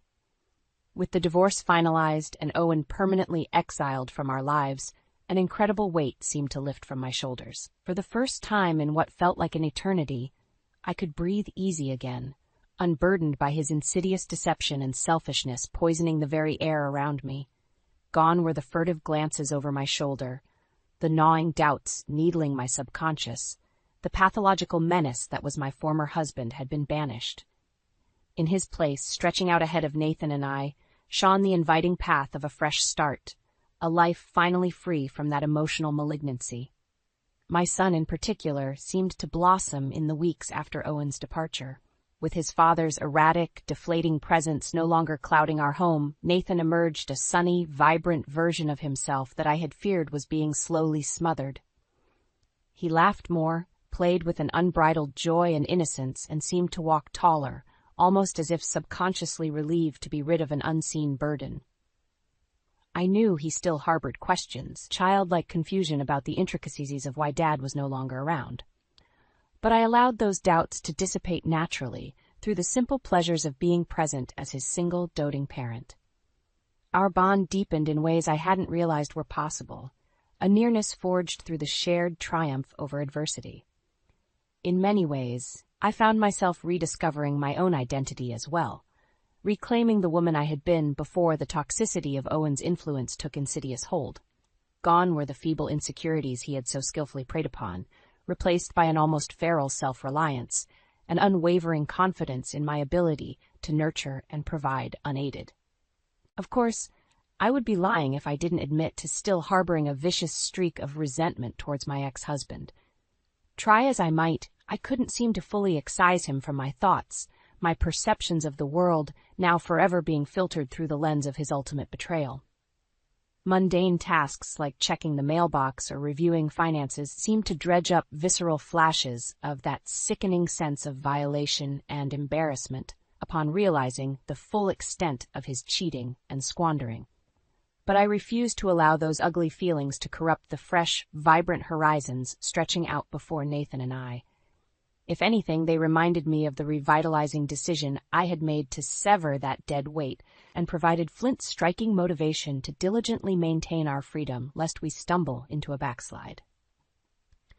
As for my actual encounters with Owen, well, they were bitterly limited to polite but emotionally distanced co-parenting obligations. I could sense his desperate yearning for any shred of warmth or nostalgic connection during the frequent custody handoffs, his eyes silently pleading for an olive branch or moment of levity he had long forfeited any right to. But I had meant what I said, that bridge had been napalmed to cinders, nothing remaining to rehabilitate. After the unspeakable transgressions and indignities he had subjected me to so callously, he would forever be immediately dead to me outside of the most rudimentary procedural dealings. No amount of sniveling or feigned remorse could ever hope to erase the scars he had inflicted. So while Owen was left to wallow in the wreckage of his selfish debauchery, a ruined career, an ostracized social life, even restraining orders keeping him at a safe distance from me and his former workplace paramour, my focus remained squarely ahead on forging the brilliant futures we had so narrowly reclaimed from his morass of lies. With Ella's support and encouragement, I slowly let down my guard, began embracing all the wonderful possibilities unfurling in this new dawn of independence. One key step was resurrecting my long-ignored graphic design passion into a full-fledged career, pooling my settlements into launching a thriving online business that allowed me the perfect work-life balance as a newly minted single mother. It was deeply validating, watching my creative hunches blossom into success while remaining ever present for Nathan's needs. Almost as if the universe itself was rewarding my perseverance and sacrifice, gently restoring the dignity that Owen had so malignantly leached away. From there, it was almost frighteningly easy to let the light back into our lives, our household brimming with renewed vitality. I founded a women's support group to empower other divorcees who had faced similar trauma. We took vacations abroad, soaking in new cultures and perspectives as antidotes to Owen's provincialism. By all metrics, we were genuinely, effervescently happy in ways that had eluded us throughout that entire dark chapter score of marital imprisonment. Looking back, it was hard to believe there had been a time when the pall of Owen's toxicity had settled so insidiously over us all. My memories of that miserably wasted purgatory already felt like dissolving fever dreams, ephemeral delusions overwhelmed and exorcised by the blinding truth that had set us free. Nathan and I had been given an almost implausible second chance at living our lives to their fullest potentials, one I vowed never to squander in exchange for mere complacency or jadedness ever again.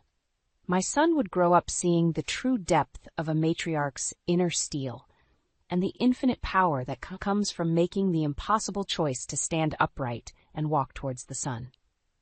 As for Owen, well, the less said of his own diminishing existence, the better. I had moved on from that stunted, ignoble chapter, devoting what precious energy remained towards cultivating the two flames now burning bright before me. My son was my shining future, but my scorched redemption was entirely my own. The phone call that shattered my perception of my husband came on an ordinary Tuesday evening. I was in the kitchen putting the final touches on Elise's 7th birthday cake when I heard Declan's raised voice seeping through the crack in his study door. "I don't care what it takes, Davis. Just make sure those documents disappear before the feds get a hold of them," he growled in a tone I didn't recognize. "We're talking millions on the line here. Do whatever you have to." My heart pounded as I strained to make out the muffled response on the other end of the line. When had my loving husband turned so menacing? Frozen in place, my hands still gripping the piping bag, I tried to rationalize the outburst as stress from work. But that explanation rang hollow as his words replayed in my mind, threats and sums of money so large I couldn't conceptualize them. Just then, Elise bounded into the kitchen in her pajamas, oblivious to the storm brewing down the hall. "Mommy, is the cake ready yet?" she asked, craning her neck up towards the treat on the counter. I forced a smile, not wanting to frighten her. "Almost, baby. Why don't you go pick out a movie for us to watch together?" Squealing with delight, she scurried off to the living room, while I stood paralyzed, my gut twisting with dread. Who was this volatile man I thought I knew so well, the same person I'd built a life with over the last decade? Moments later, Declan sauntered into the kitchen, smoothing his tousled hair back into place as he approached. Before I could confront him about the call, he pulled me into an embrace, planting a kiss on my forehead. "Smells delicious, babe," he said, eyeing the sugary concoction. "Can't wait to see the look on Ellie's face tomorrow." I clung to him desperately, searching his warm brown eyes for any flicker of the rage I'd heard moments ago. But his expression remained tender and serene as ever, as if that disturbing call had been merely a terrible dream. My instincts warned me something was askew, but I questioned myself. Could I completely upend our family on a few overheard fragments, no matter how alarming? Pushing the nagging doubts aside for the moment, I smiled up at him. "She's going to be so thrilled. Maybe we could kick off her big day with a horseback riding lesson like she's been asking." Declan chuckled, smoothing my hair from my face. "Anything for my two favorite girls." That night, as I gazed at him snoring peacefully beside me, I knew our cozy world was on the precipice of crumbling. My husband, my rock, my partner of 10 years, had a sinister secret. And I realized with gut-wrenching certainty that unraveling it would be the only way to truly know the man I'd once trusted with every fiber of my being. Over the next few weeks, Declan's behavior only grew more erratic and disturbing. Simple things, like his work stories not adding up or a detached demeanor when playing with Elise, raised red flags I could no longer ignore. One night after tucking Elise in, I decided to finally confront him about the suspicious call. "Honey, can we talk?" He looked up from his laptop, brow furrowed. "What's up?" Taking a deep breath, I recounted what I'd overheard that fateful evening, the hushed threats, the mention of incriminating documents. By the time I finished, his face had drained of color. "You were eavesdropping on my private conversations?" he snapped, slamming the laptop shut. I recoiled at the venom in his tone. "I didn't mean to, Just what? Thought you'd play private investigator on your own husband?" He rose from his chair, towering over me. "Those calls were confidential business matters, not some tawdry affair for you to stick your nose in." Indignation flared within me. "Declan, you were talking about hiding evidence and paying people off. What am I supposed to think?" His jaw tightened. "You're supposed to trust that I'd never do anything to jeopardize this family. But I see now that was a mistake." With that, he brushed past me and stormed out of the room, leaving me shaken and utterly adrift. Was the man I loved truly capable of such sinister deeds?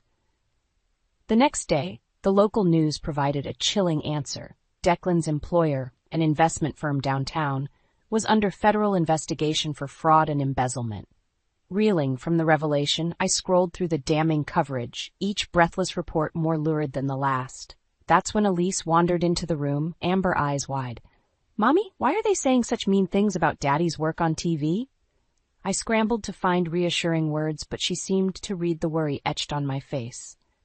"Don't worry," she said, lowering her voice to a whisper. "Daddy told me not to talk about his secret meetings at home or he'll get really mad. But I won't say anything, I promise." My blood turned to ice in my veins as her innocent words detonated the final shred of doubt. My husband, my daughter's hero, was not only mixed up in illicit corporate schemes, but forcing a 7-year-old to cover up for his misdeeds.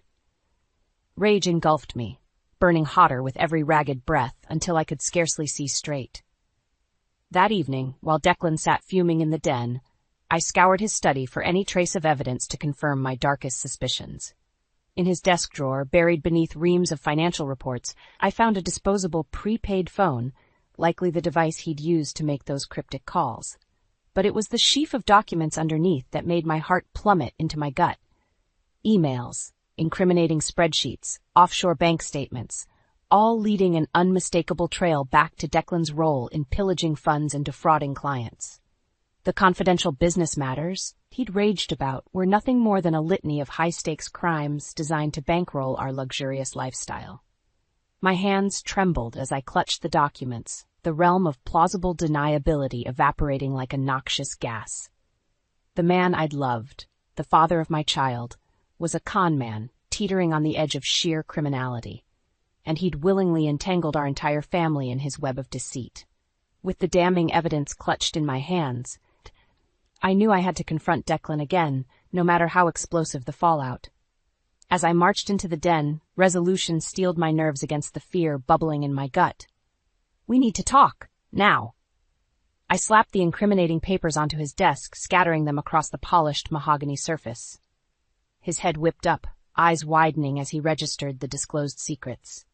"Where did you get those?" he growled, shoving his chair back with a harsh screech. "From your locked desk drawer, the one with all your little secrets tucked away." I crossed my arms, holding his seething gaze. I knew those calls were more than just confidential business, but this... God, Declan, how could you get mixed up in something so blatantly illegal? In a blur of motion, he shot to his feet and closed the distance between us, fists clenched. "You had no right going through my private things," he roared, spittle flying as his face flushed crimson. "Those documents are part of an active federal case. You stupid woman. Do you have any idea what kind of trouble you could bring down on this family?" I stood my ground, crushing down the urge to flinch. "The only one bringing trouble is you and your shady Wall Street dealings. What about our daughter, huh? How does getting her trapped in your sordid web of fraud not eating you up inside?" Declan's hardened expression faltered, the slightest crack forming in his rage mask. "Elise?"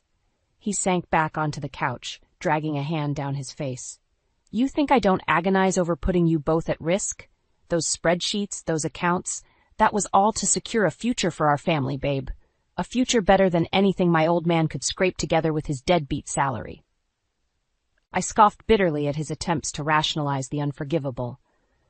"And having your little girl lie for you, keep your criminal secrets, how does that noble motive fit into your twisted plans?" A muscle ticked in his jaw as we faced off in tense silence, the weight of his innumerable transgressions pressing down like a shroud. Just as I opened my mouth to unleash another fusillade, a tiny voice piped up from the doorway. "Mommy? Daddy?" Elise lingered on the threshold in her flannel nightgown, eyes swollen from crying. I had another bad dream about the monsters. My heart shattered into pieces as realization washed over me with brutal clarity. In her childlike innocence, she'd unconsciously represented the darkness pervading her own home. The true monsters weren't a fantasy, but the very man tasked with protecting her. Declan softened for a fleeting moment, lifting his arms as if to embrace our daughter. But as soon as Elise shrank back, that tender facade crumpled, his face contorting in a foul leer. "Get out, Elise," he spat with repulsive venom. "This is grown-up talk, and you've stuck your nose where it doesn't belong for far too long already." Before I could react, he snatched a paperweight from the desk and hurled it at the terrified girl. It struck the doorframe mere inches from her head, shards of glass detonating in all directions as she released a blood-curdling wail. "Declan, you psychopath," I screeched, shoving him back as he advanced on the sobbing child. "Get away from her." Gathering Elise into my arms, I fled the den in blind panic, my little girl's desperate cries echoing through the cavernous home that had once shielded us so lovingly. Behind the mahogany doors, Declan's own monstrous roars reverberated like some demonic force unleashed. As I clutched my baby to my chest, her warmth the only solace from the horror, one certainty crystallized amid the chaos. Whatever the cost, I had to extract us from this nightmare before his swirling malevolence consumed us both. The morning after Declan's violent outburst, a heavy pall hung over our once idyllic home. Elise clung to me like a second skin, whimpering at the slightest creak or groan of the old house. My own heart raced with each unexplained thump, half expecting my unhinged husband to come raging through the door at any moment. By the time the pale winter light seeped through the curtains, I could no longer abide the sickening tension. I had to regain some semblance of control over this rapidly fracturing situation. Steeling my nerves, I tucked Elise into the living room with her favorite movies before creeping down the hall toward Declan's study. The door was ajar, the room beyond disheveled from our cataclysmic fight the previous evening. Books and papers were strewn about, the heavy crystal paperweight lying in a shower of glittering shards, a silent herald of the violence that had shattered our domestic peace. Bracing myself, I nudged the door open farther and stepped inside. Declan sat hunched behind the desk, nursing a crystal tumbler of amber liquid. His shirt hung untucked, his normally immaculate hair disheveled. At the sound of my footsteps, his bloodshot eyes flicked up with a chilling cynicism. "So," he began, vowels thick and slurred, "the self-righteous princess has emerged to cast judgment on her monstrous husband." I battled to keep my voice from wavering. "Declan, we need to talk about last night." "About your treacherous snooping?" he snarled, slamming his palm on the desk and making me flinch. "About throwing away everything we've built with your childish tantrums?" My mouth set in a grim line as I fought the urge to recoil from his acidic vitriol. This poisonous version of the man I married couldn't be reasoned with, not until I exposed the root of his malice. "If you think protecting our family means terrorizing our daughter, then yes, we have a serious problem," I shot back, unflinching. "Those business dealings you claim were a means to an end? Those were criminal acts, Declan. Fraud, embezzlement, money laundering. And you forced Elise to cover for your shady tracks." To my shock, a cruel chuckle rumbled from his throat as he knocked back another swig of his drink. "You want to talk crimes, princess? Let's start with your flagrant violation of attorney-client privilege when you rifled through those documents. That's what, 3 years in the slammer right there?" As the words slithered from his mouth, a glacial chill gripped me. In his twisted reality, I was the criminal for uncovering his misdeeds. "Not to mention my future earning potential, you've utterly decimated with your self-righteous crusade," he continued with a disturbing calm, rising from his chair to stalk closer. "You think your paltry pay uploading stock photos even qualifies as providing for this family? Without my income stream, we're left with what? That fleabag cottage your deadbeat dad left you in his estate." My insides reeled from the verbal onslaught as he towered over me, the scent of whiskey and stale cologne invading my senses. Though I longed to flee from the unstable fire raging in his eyes, something stronger took root, a primal instinct to protect my child from this inexplicable darkness. "You're delusional, Declan," I managed through gritted teeth, willing my hands to remain steady. "After everything you've done, jeopardizing Elise's well-being, you think you have any claim over providing for us? You're going to jail, you sick bastard, even if I have to make sure of it myself." At those words, any vestiges of the man I'd once loved contorted into a vicious snarl of hatred. His fingers coiled around my throat with preternatural strength as he slammed me against the desk, upending papers and trinkets in a deafening clatter.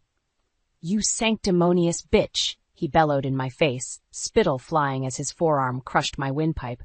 "I'll show you delusional." As Declan's snarling face hovered above me, all reason and humanity extinguished behind his crazed eyes, I felt a cold certainty. This man intended to kill me. I clawed desperately at his vice-like grip, but his forearm remained an inflexible bar across my windpipe. Black spots erupted in my vision as I choked on the scant airflow. In a final burst of adrenaline, I slammed my knee upwards, making sickening contact. Declan recoiled with a guttural groan, his hands flying to his groin as I crumpled to the floor, wheezing in ragged gulps of precious oxygen. "You crazy bitch!" he growled through clenched teeth. "I'll make you regret that." Sensing his fury reigniting, I scrabbled backwards towards the door on all fours, desperate to put distance between us. Just as his hulking form advanced again, little feet pounded up the hallway. "Mommy?" Elise appeared in the doorway, her tiny voice cutting through the chaos. Declan froze, seemingly snapping out of his psychotic trance for a fleeting moment as his gaze fell upon our cowering daughter. She clutched her tattered stuffed bunny to her chest, those soulful amber eyes now marred with terror. In that suspended breath, a profound shift overcame my husband's face, not one of remorse, but eerie calculation as he processed the situation. When he finally spoke, the malice had receded, replaced by a sickening false calm. "It's okay, Princess. Mommy and I were just having a grown-up disagreement." He straightened his rumpled shirt, smoothing back his disheveled hair in a perverse mimicry of composure. "Why don't you go pick out a puzzle for us to do together? Make it a hard one." Elise shrank back uncertainly, her small frame trembling as her gaze flickered between the two of us. But I heard yelling. "Don't question me, Elise," Declan erupted, his failed mask of tranquility shattering like a ceramic vase. "Just do as you're told for once." With a terrified squeak, she scurried away down the hall, no doubt scurrying to the safety of her bedroom to escape his towering presence. Tears burned in my eyes as his cruelty lanced my heart. Once the echo of her footsteps faded, my husband turned his smoldering glare back towards me, his expression morphing into one of chilling resolution. "I don't know what insane game you think you're playing at, Cora." He began in a measured tone that felt more unsettling than his previous rage. "But I'll be damned if I let you take my family away from me, the life I've bled and sacrificed for." He stalked towards his disheveled desk and snatched up his cell phone, thumbs flying over the screen. "What are you doing?" I croaked out, dreading his response. "Calling my lawyers," he replied coldly. "Getting ahead of the shitstorm you've unleashed before you can go broadcasting any more of those corporate secrets you stole." "Those documents prove you're a criminal," I spat, fury reigniting within my battered body. "Those documents," he countered with a cruel smile, "are inadmissible evidence that I have a right to protect through attorney-client privilege. You violated that sacred trust when you stole them, which my legal team will make sure the courts recognize as a felony." Dread coiled in my stomach as his twisted logic rang terrifyingly true. In my desperation to expose his depravity, had I inadvertently handed him the bullet for my own demise? "So you can either come clean with me, cooperate to fix this damn mess quietly," Declan continued, that reptilian smile never faltering, "or you can take your chances as an accomplice obstructing a federal investigation." "Up to you, babe." In that moment, his cellular chirped to life as our bank's number flashed across the screen. With a sardonic wink, my husband raised the device to his ear. "Looks like we need to have a talk about our finances, too." Over the next several days, Declan's callous dominance only tightened its oppressive grip over our household.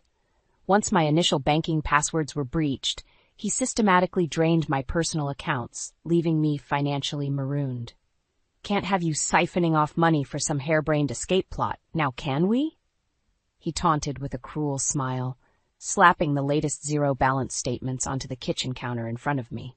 I clenched my fists, rage and hopelessness warring within me like combatants in the Colosseum.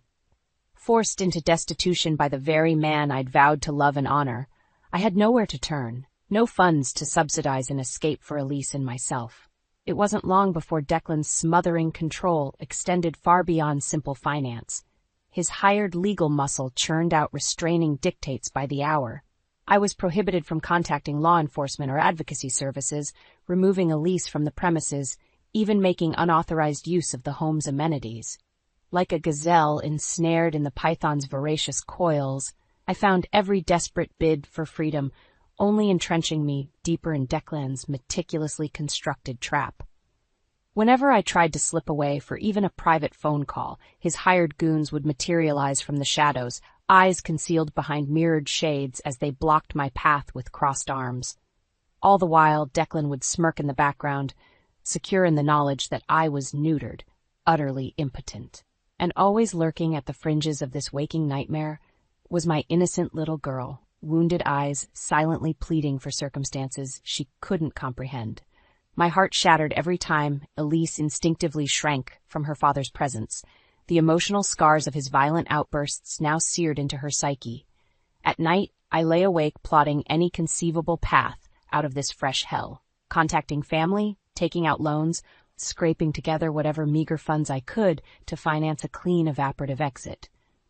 But Declan had foreseen every eventuality, leaving me more cornered than a sewer rat in a flaming baited trap. On the 7th interminable day of this perverted house arrest, I finally accepted the only glimmer of hope was to outmaneuver Declan through guile. As I pretended to drift into yet another fitful rest that evening, I clutched the disposable phone I'd covertly procured like a lifeline. Painstakingly, I tapped out a coded message to the only friend I could still trust, praying she would understand the layered urgency of my desperate plea. If anyone could bail me out of this steadily calcifying prison, it would be Gwen. My thumb hovered over the send button, both elation and trepidation gripping me. One errant movement, one infinitesimal slip-up, and Declan would sniff out my gambit before I could so much as blink. I had one tenuous shot to light the fuse for our potential salvation.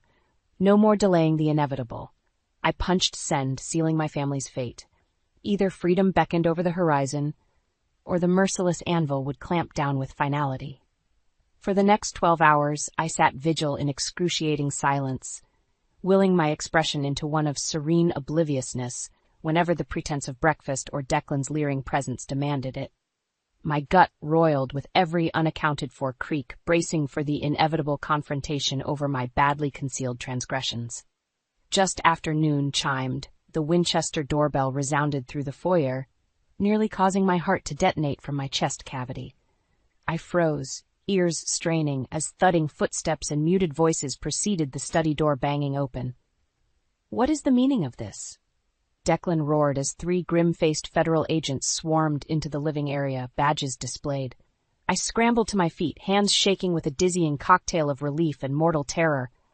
One semi-automatic sidearm swung in my direction before steadying inches from my face. "Cora Manchester," the lead agent barked, "we have an authorized warrant for your protective custody." As his compatriots slapped tactical cuffs on my bewildered husband, Declan wheeled on me with feral hatred contorting his features. "You lying, traitorous wench," he bellowed, spittle flying as the agents wrenched his arms behind his back. "After everything I've done for this family, this is how you repay me?" The rage and humiliation radiating from him in scathing waves should have paralyzed me. But as my gaze met Elise's terrified one peering from around the staircase corner, only one Schleena overwhelmed every primal instinct: protection. I had to see this through for her sake. Drawing a fortifying breath, I steadied my nerves under Declan's smoldering glare. "What you've done for us?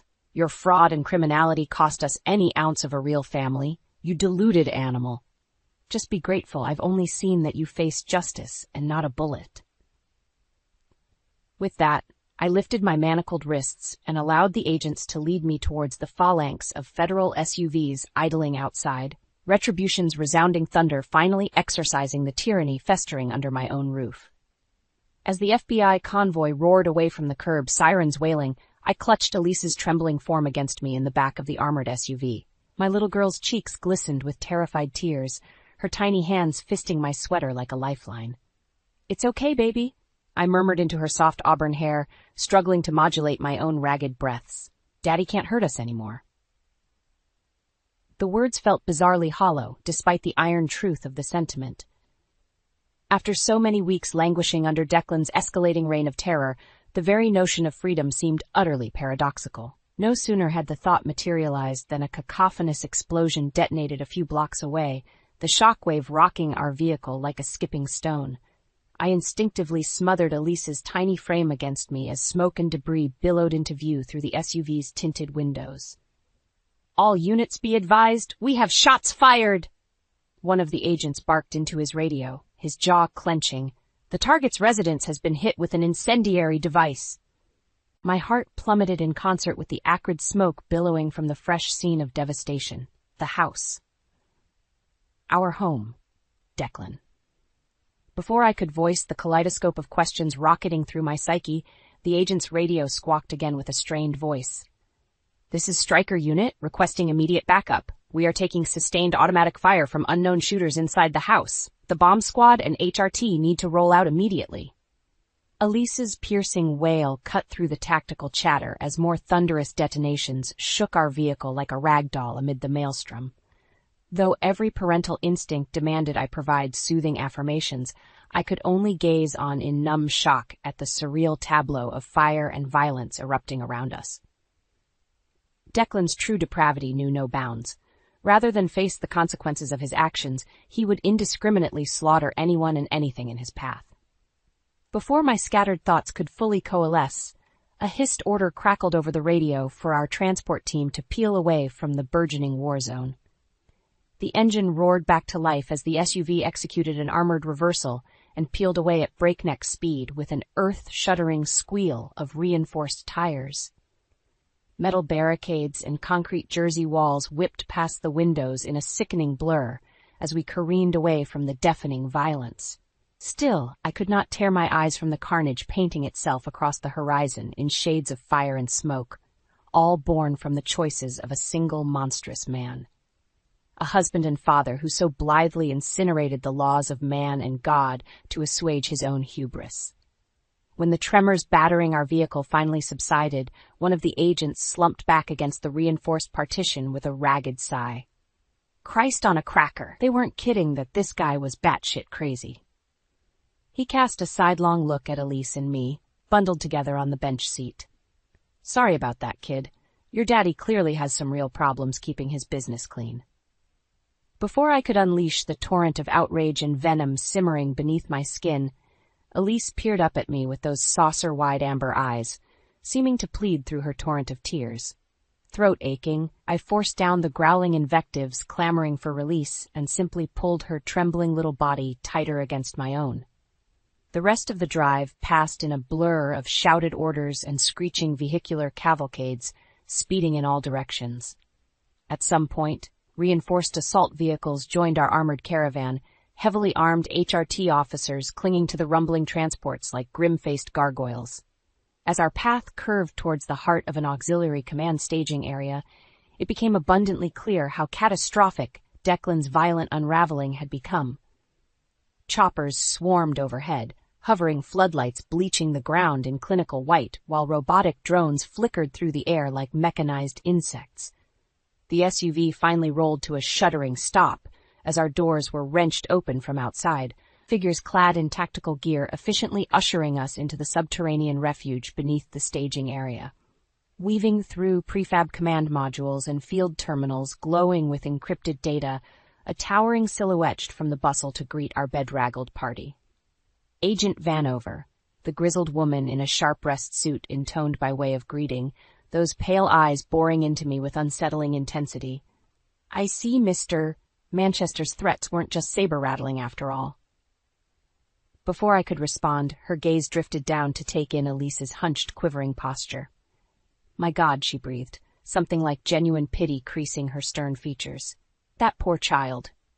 It was a simple reaction, yet those 3 syllables detonated the dam of pent-up emotion, trauma, and sheer, unadulterated relief within me in a torrent of throat-cleaving sobs. I'm not sure whether it was Elise's broken whimpers or my own gulping gasps for air that finally breached the berserker fog of terror and rage and shame clogging my mind. All I knew was that in that singular crystalline moment, every last ounce of fear evaporated in the presence of human compassion and the promise of justice. Whatever blood toll awaited back at our former home, whatever unspeakable price the demons of Declan's reckoning would extract, we would survive this crucible. More importantly, my little girl was finally safe from her father's maniacal shadow once and for all. In the aftermath of Declan's explosive unraveling, our lives were upended in more ways than I could have envisioned. In addition to the charred husk of our former home, every asset my husband had illicitly amassed over his criminal career was seized. Offshore accounts drained, property deeds reclaimed, even the luxury SUV impounded as criminal evidence. Not that I mourned any of those ill-gotten trappings. If rebuilding from scratch was the penance for untangling myself from Declan's poisonous web, I would gladly pay it 1,000,000 times over. What did gut me like a bayonet thrust was the collateral fallout for Elise. My sweet baby girl, already bearing scars far too deep for her tender years, now had her innocence compounded by the trauma of witnessing such violence and depravity. Those first few nights alone together in the Spartan safe house, I would jolt awake in cold sweats to her muffled sobs from the adjoining room. Each time I would gather her up in my arms, rocking her gently as she unleashed the torrent of fear and bewilderment in rambling pleas to make the monsters go away. It shattered my heart into shards to see her so petrified, so unmoored from any sense of security I had failed so catastrophically to provide. All I could do was swathe her in my embrace and murmur soothing mantras about the darkness passing, about brighter days peeking over the horizon. In those first turbulent weeks, I shunned all inquiries about media appearances or interviews regarding Declan's high-profile crimes. The DA could bloviate all she wanted at press conferences, decrying his unforgivable violations and staggering breach of public trust. In my book, the only part that mattered was that he was off the streets, remanded to federal custody to fester in his own savagery. What did consume my every waking moment was ensuring the return of any funds or assets he had covertly drained or transferred from my own accounts during our domestic hostage situation. Armed with the documentation of his malfeasance, it took numerous court dates, but eventually the money he had so maliciously stripped from me was returned in full. Not that I had any intention of replicating our formerly opulent lifestyle. The first call I made after replenishing my finances was to my older sister down in Richmond, asking if she could watch Elise for a few weeks while I took care of some personal affairs. When my rental car finally rolled up the gravel drive to our childhood home, the old cabin appeared just as ramshackle and weather-beaten as it had in my youth. Roof shingles askew, the wrapped porch slightly sagging in places. Yet the mere sight of those familiar angles untouched by Declan's darkness had hot tears misting my eyes. My father had been adamant about never selling this rustic mountain retreat, his personal Eden far from the trappings of the material world. Though only large enough for a simple 2 bedrooms, the property encompassed nearly 100 wooded acres, plenty of open space for 2 lost souls in desperate need of healing and sanctuary. Over the following year, I channeled every ounce of personal revenue into restoring the ramshackle cabin and its surrounding land.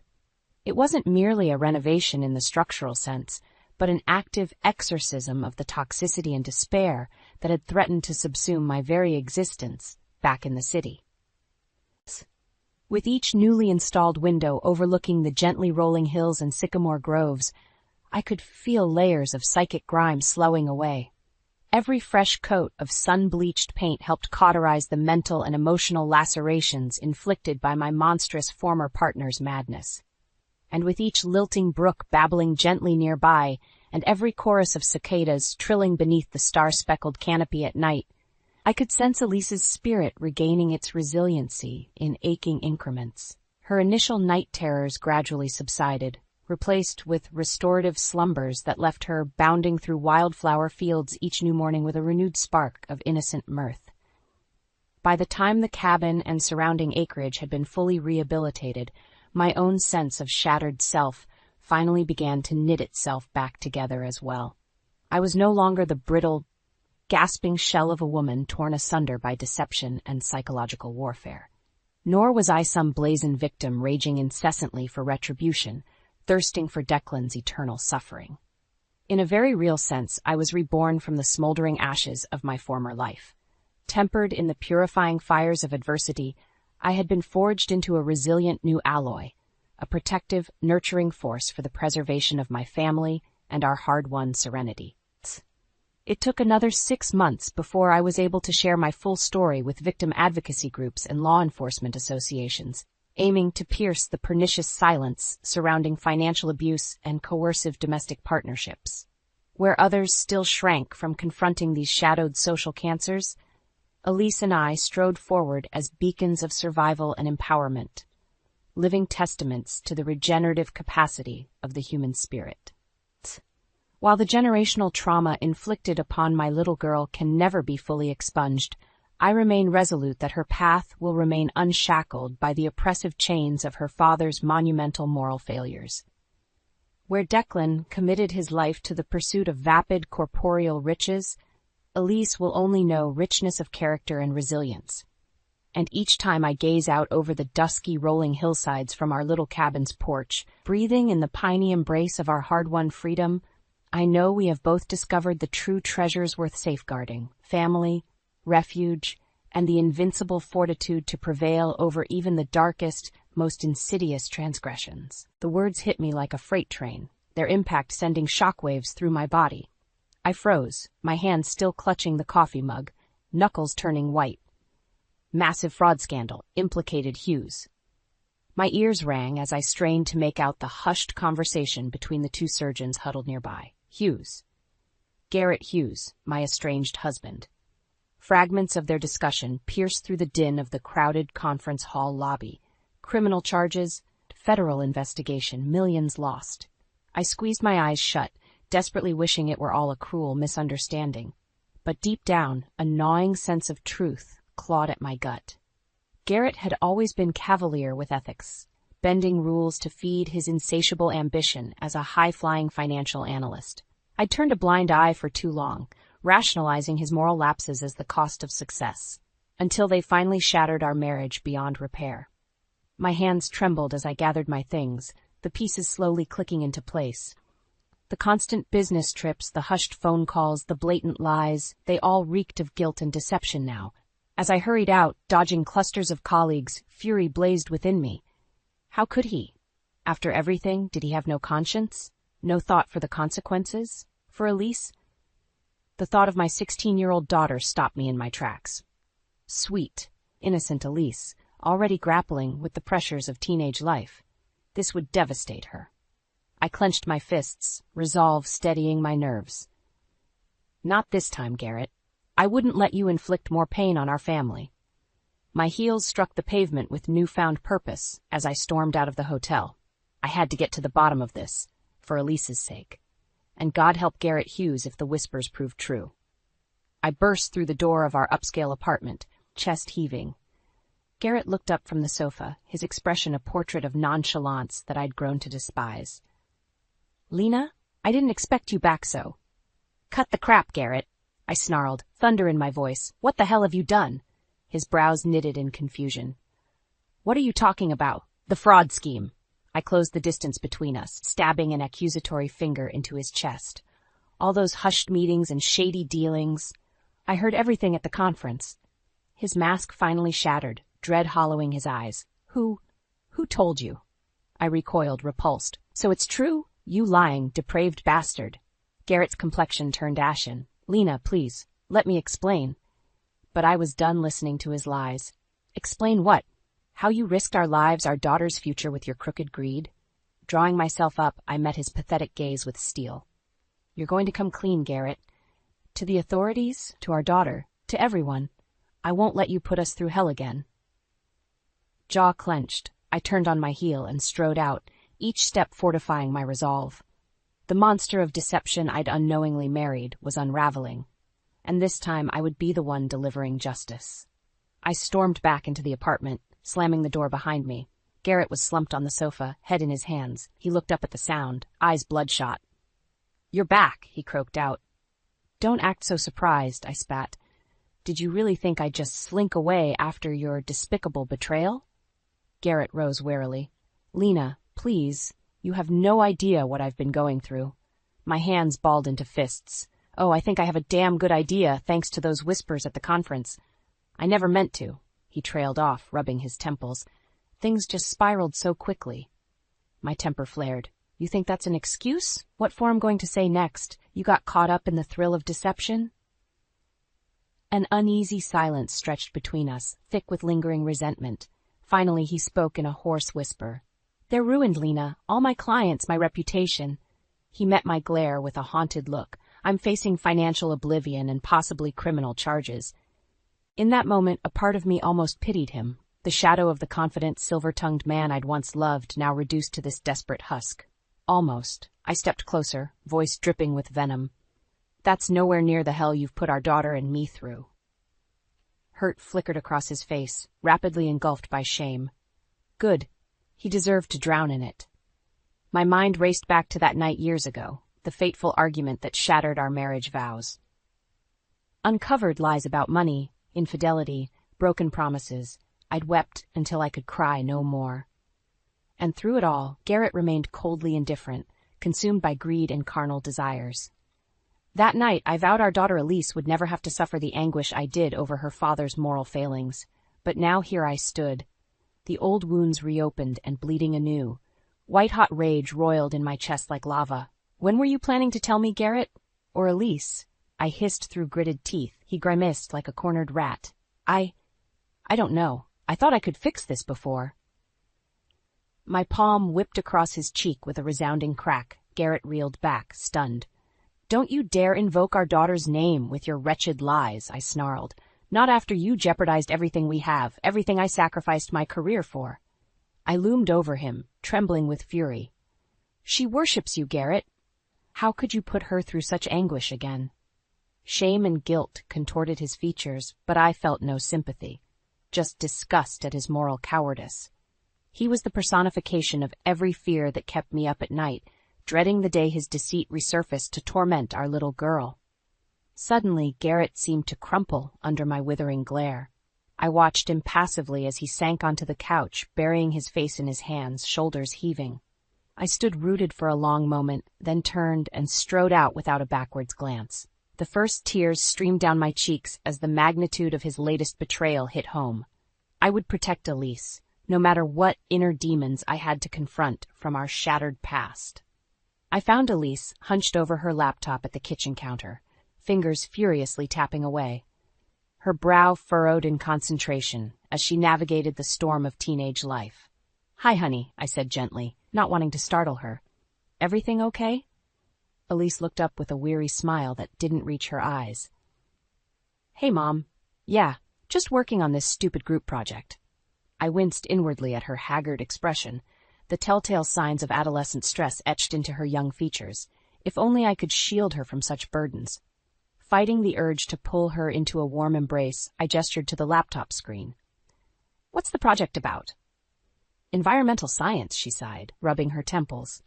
"We're analyzing the ecological impacts of commercial farming, but my partners keep blowing off meetings and missing deadlines." My heart ached to see her so overwhelmed. Elise had always been a diligent student, meticulously completing assignments well before they were due. But these past few months, the workload seemed to be taking a heavy toll. "I'm so sorry, Elle. That's really unfair to you." She shrugged listlessly. "It's whatever. I'm used to carrying the load at this point." Those words cut deep, a brutal reminder that once again I'd failed to protect her from unnecessary hardship, just like that night years ago when she overheard Garrett and I screaming at each other. Swallowing hard, I forced a reassuring smile. "Why don't you take a break? We could watch a movie. Just the two of us." Elise hesitated, chewing her lip in that adorably pensive way she had since childhood. Finally, she spoke in a small voice that shattered my heart anew. Have you noticed people have been treating me differently lately?" My breath caught in my throat as she continued. "It's like they go out of their way to exclude me, whispering behind my back." She hugged her arms, suddenly looking so small and vulnerable. Did I do something wrong, Mom?" White-hot anger flared within me, aimed directly at the monstrous coward who'd brought such misery into our lives. I wanted nothing more than to rush over and enfold Elise in my arms, shielding her from this fresh betrayal. But I knew I couldn't. Not yet. Couldn't risk tainting her innocence before I fully grasped the serpentine depths of her father's transgressions. Suppressing my rage, I crossed over and placed my hands on her slender shoulders. "Listen to me, Elise," I said firmly. "You are the most kind-hearted, brilliant young woman I know, and anyone who treats you with anything less than respect doesn't deserve a second of your time or energy." She gazed up at me with those soulful eyes, silently pleading for reassurance and guidance. In that moment, I yearned to lay bare the sordid truth haunting our family once more. but I held my tongue, forcing a warm smile instead. Trust me, honey, you haven't done anything wrong. Those people are just small-minded and intimidated by your spirit. I gently brushed a tendril of hair from her face. Bullies always lash out at the strong, the special ones who shine too brightly. Slowly, the tension drained from Elise's posture, her eyes regaining a spark of their familiar radiant self. "Thanks, Mom," she murmured, managing a small smile. I really needed to hear that." As she turned back to her work, I could no longer suppress the storm of conflicted emotions roiling within. Garrett would be made to answer for every one of Elise's tears, every shred of hardship he'd callously inflicted. My titanic quest for justice had only just begun. The next morning, I strode into my office at Mercy General with a renewed sense of purpose burning in my chest. I had to get to the bottom of Garrett's tangled web before it collapsed on our family. Sinking into my desk chair, I pulled up his name on my computer, grimly scanning the search results. Article after damning article detailed a shocking saga of fraud, deception, and shattered lives. Multi-million-dollar Ponzi scheme, offshore accounts, disgraced hedge fund manager. My stomach twisted as I read about investors and retirees left destitute, life savings siphoned away by Garrett's unquenchable greed. How could he have been so heartlessly reckless, so morally bankrupt? One particularly lurid piece caught my eye. An exposé from a local paper, written by a journalist named Alexis Harmon. I vaguely recalled her as an up-and-coming reporter known for her uncompromising pursuit of the truth. Perhaps she could help unravel this sordid tangle. I quickly jotted down her contact details, resolving to reach out shortly. But first, one other avenue required exploring. I leaned back, worrying my lower lip as I typed out a familiar name, Malcolm Brooks. One of Garrett's closest colleagues during his heyday on Wall Street, Brooks had been disgraced a few years back in an insider trading scandal. He and Garrett had been thick as thieves until Brooks landed in prison while Garrett escaped culpability through dumb luck and clever maneuvering. If anyone had insight into the depravity Garrett was capable of, it was Malcolm. A short while later, my phone buzzed with a New York area code. Taking a steadying breath, I accepted the call. "Malcolm Brooks speaking." "Mr. Brooks," I said evenly. "This is Lena Barkley, Garrett Hughes' wife." A momentary silence crackled over the line before he responded, surprise tinging his gruff tone. "Well, isn't this a blast from the past? To what do I owe the pleasure, Mrs. Barkley?" I paused, weighing my words carefully. "I think you know exactly why I'm calling." Another beat of silence before a low, bitter chuckle. "So you finally caught a glimpse of that worm's true colors, did you? Can't say I'm surprised. Garrett Hughes was always 2 shakes away from an ethical freefall." My breath caught in my throat at his venom-laced words, the pieces falling into sickening clarity. All those years ago, beneath my willful ignorance, I must have sensed Garrett's capacity for such monumental betrayal. That's what poisoned our relationship, our family, from the very start. I swallowed hard against the lump of guilt burning in my throat. "Mr. Brooks, I need your help to undo the damage he's caused, for my daughter's sake. Walk me through everything you know."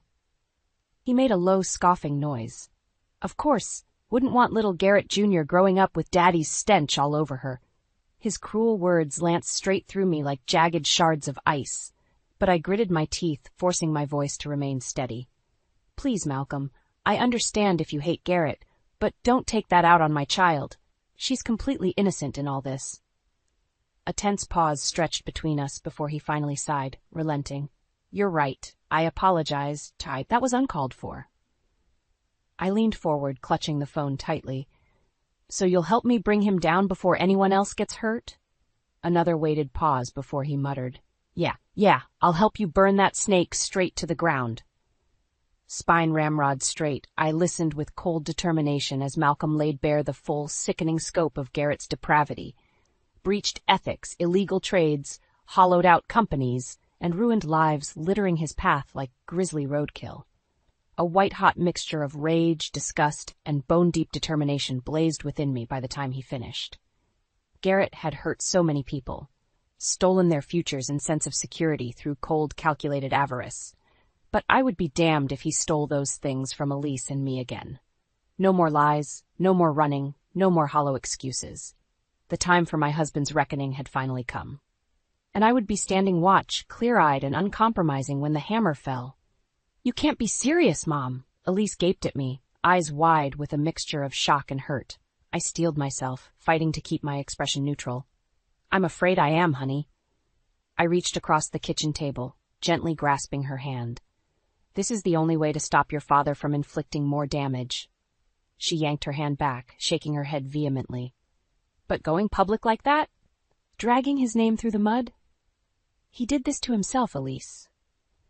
I fought to keep my voice steady against the growing tide of anguish welling within me.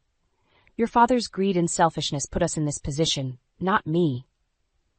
Elise shot up from her chair, whirling away with her arms hugged tightly across her chest, the universal gesture of wounded vulnerability. "You always saw the worst in him, even when he was trying his best. Maybe that's why he felt like he couldn't come to us." The accusations sliced deep, dredging up years of unresolved guilt over the disintegration of our family unit. My fists clenched at my sides as I struggled against the urge to snap back in volatile defensiveness. This wasn't about me and Garrett. It was about protecting our daughter from being collateral damage in his crusade of lies. Drawing a steadying breath, I rose and crossed over to where she stood, trembling with her back towards me. "Elise, look at me." I pitched my voice in that soft maternal tone that never failed to soothe her troubles as a child. "You need to understand how dangerously far your father has gone this time." Slowly, achingly, she turned to face me, eyes glistening, lip quivering in a valiant struggle to maintain her composure. "All those people he's hurt, the lives he's ruined." I fought against the lump swelling in my own throat. "If I don't stop him now, we could lose everything. Our home, your college fund, my practice, everything we've worked so hard to build."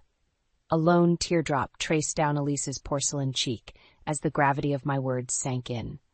Wordlessly, I pulled her into a fierce embrace, cradling her head against my chest while she shuddered with muffled sobs. We stayed like that for countless moments, mother and daughter united against the maelstrom threatening to rip our family asunder once more. At last, Elise drew back, sniffling as she swiped at her damp cheeks. Her eyes still shone with unspeakable hurt, but now reflected a glimmer of dawning resolution.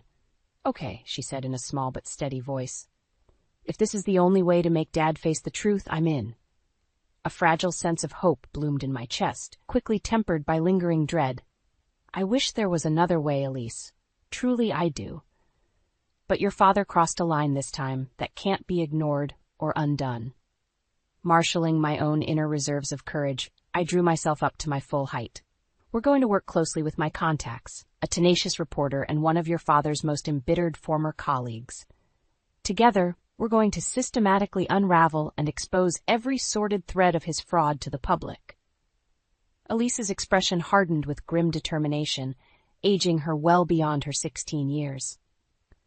"Then let's get to work on bringing Dad's crimes to light," she said in a steely tone that would have made me proud under any other circumstances. "No more lies. No more protecting the Garrett Hughes everyone thinks they know." She extended her hand in a symbolic gesture of familial solidarity. It's time he faced the consequences for who he really is. Our eyes locked, two affronted warriors bound by unbreakable blood and shared betrayal, vowing to settle an overdue personal reckoning.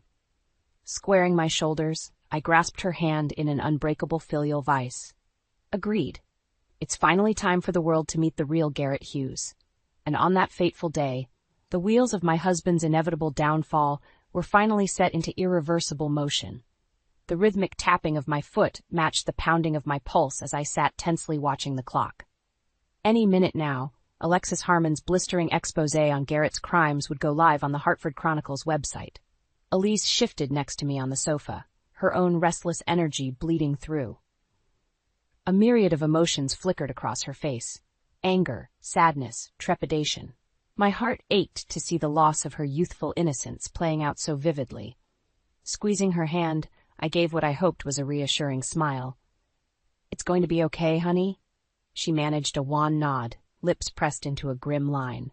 Her phone buzzed, and she quickly silenced it, no doubt responding to yet another concerned message from a friend who'd inevitably seen the firestorm brewing on social media. Suddenly, my own phone rang, the call I'd been bracing for. Drawing a fortifying breath, I accepted and brought it to my ear. "It's done."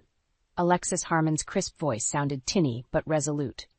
"The article just went live, complete with that paper trail from your source detailing every sordid dime Garrett pocketed illegally over the years." "Thank you, Alexis," I said, squeezing Elise's hand tighter. "You have no idea how much this means to us." "Don't thank me yet," she replied grimly. "This is just the opening salvo. Brace yourselves. Garrett's world is about to go nuclear." No sooner had she spoken than my laptop pinged with a new email notification. The subject line alone was enough to drain my face of all remaining color. Disgraced money manager Garrett Hughes orchestrated a $120 million Ponzi scheme. I drew a shuddering breath as the damning article's contents filled the screen. A masterfully crafted tapestry of cold, irrefutable facts meticulously unraveling my husband's litany of securities fraud, embezzlement, and brazen deception. Elise peered over, hand flying to muffle a horrified gasp as she digested the sheer enormity of Garrett's treachery. Of how his unchecked avarice had defrauded innocent pensioners of their life savings and irreparably shattered the finances of countless households, all while he lived in unrepentant opulence, utterly devoid of conscience. "Oh my God," she choked out, hot tears spilling down her cheeks. "All those people, how could he?" My own grief and revulsion warred with a perverse sense of grim vindication. For far too long, Garrett's fortress of lies had tainted and contaminated those he claimed to love most. Now, at long last, the floodgates had finally burst open, a searing light shining upon the bottomless pit of deceit and moral bankruptcy he'd chosen to wallow in. Clutching my daughter's trembling form, I could only watch numbly as the first furious reactions began rolling in. Outraged tweets and Facebook rants from defrauded victims and scandalized observers alike. One particularly visceral comment seared itself into my memory. "Garrett Hughes is a vile, avaricious monster who deserves to rot in jail for the rest of his miserable life." Far from objecting, I found myself silently agreeing. How could I not, after laying my eyes upon the full, grotesque tapestry of my husband's perfidy? The shattered futures, ruined families, and trail of lives callously discarded in his rapacious wake. For so long, I deluded myself into believing I could redeem the shadowed remnants of the man I once loved. That faint glimmers of decency still resided within Garrett's withered soul. But confronted with such nightmarish evidence of his depravity, I realized I'd been clinging to a fantasy, a desperate mirage of the husband and father he should have been. The truth was more brutal, more horrifically absolute. Garrett Hughes was a pathological con man without a shred of empathy or remorse, and he needed to be stopped before his poison seeped into any more innocent lives. The reckoning was nigh. As the first bombshell detonated across the mediascape, I could only steel my resolve for the seismic upheavals still to come. No more turning away, no more deluding myself about second chances, only hard truths and the personal justice I'd fought so hard to deliver. The pounding on the front door echoed through the apartment like a judge's gavel. Elise and I exchanged a loaded glance, her eyes still rimmed with red from the night's endless tears. "Stay here," I murmured, rising to my feet on legs that trembled ever so slightly. With a fortifying breath, I crossed over and pulled open the door. Two grim-faced U.S. Marshals stood on the other side, badges glinting in the dim hallway light. "Mrs. Lena Barkley?" the taller one asked in a flat, no-nonsense tone. I lifted my chin, anger and vindication warring within me. "That's me. I assume you're here about my husband, Garrett Hughes?" "We have a federal warrant for his arrest," the second marshal stated, brandishing a sheaf of papers. "Our sources indicate he was last seen at this residence. Where is he?" An icy chill lanced through me, not of fear, but of sheer disgust that Garrett would potentially use our home as a refuge after his sickening criminal acts were laid bare. Grinding my teeth, I jerked my head towards the hallway. "See for yourselves." The two men brushed past me, fanning out with practiced efficiency. One whistled sharply as they entered the living area, his partner quickly taking up a defensive stance. "Target sighted." I followed their gaze to the corner of the room, and felt a swell of revulsion crest within me. There sat the disgraced shadow of my husband, slumped against the wall in his silk bathrobe and stained undershirt, an open bottle of gin clutched in his trembling hands. Garrett squinted blearily up at the approaching marshals, a pathetic, disheveled mockery of the suave, confident operator he'd once fancied himself. As they hauled him to his feet, the unmistakable reek of sour booze and failure assaulted my nostrils. "Garrett William Hughes," the first marshal barked, slapping cuffs around his limp wrists. "You are under arrest for securities fraud, embezzlement, and grand larceny charges. You have the right to remain silent." Elise emerged from the hallway, eyes blazing with equal parts loathing and raw hurt as she took in her fallen father's pathetic state. "Mom," she whispered from the corner of her mouth, sounding almost childlike. "Was this really necessary, parading him out like some common criminal?" Another wave of anger swelled in my breast, this one tinged with protectiveness over my daughter's lingering innocence. With 3 long strides, I crossed over to stand mere inches from Garrett's sagging, swaying form. "Look at her," I spat, jabbing a finger towards Elise's stricken face. "Look at the anguish you've put this beautiful girl through, you selfish bastard." His head lolled up, bloodshot eyes struggling to focus on our enraged features. "Lilina? Elise? I?" "Save it, Garrett," I snarled, revolted by his meager attempt at drunken contrition. "We don't want to hear any more of your lies." Elise stepped forward then, every ounce of her petite frame radiating white-hot fury. "Do you have any idea how many people's lives you destroyed, all for a bigger penthouse and sports cars?" Her voice dripped with caustic venom. "You're a pathetically greedy, soulless husk of a human being." Garrett recoiled as if struck, the haze of inebriation doing nothing to mask the spasm of naked shame contorting his features. But it wasn't remotely enough to temper the flames of disgust consuming me from the inside out. "You're right, Elise," I seethed, unable to tear my disgusted glare from his slack, pitiful visage. "He doesn't deserve a single ounce more of our anguish or tears." Straightening my spine, I fixed him with eyes of purest ice. "Take him away, officers, and if I never have to lay eyes on this wretched, morally bankrupt husk again, it'll be too soon." As the marshals wrestled the handcuffed Garrett towards the door, our splintered family's legacy of generational trauma festered in the air between us, like an open wound. Gathering Elise into a protective embrace, I watched with a heady swirl of sadness, rage, and grim resolve as my husband was hauled away towards the harsh judgment he'd so ruthlessly courted. There would be no more lies, no more hollow platitudes, or desperate 11th-hour appeals for forgiveness. Only the cold and bitter fruit born of his voracious avarice. As the door swung shut behind Garrett Hughes, severing him from our lives forever, a solitary thought echoed through my mind. Justice, long overdue, had finally been served.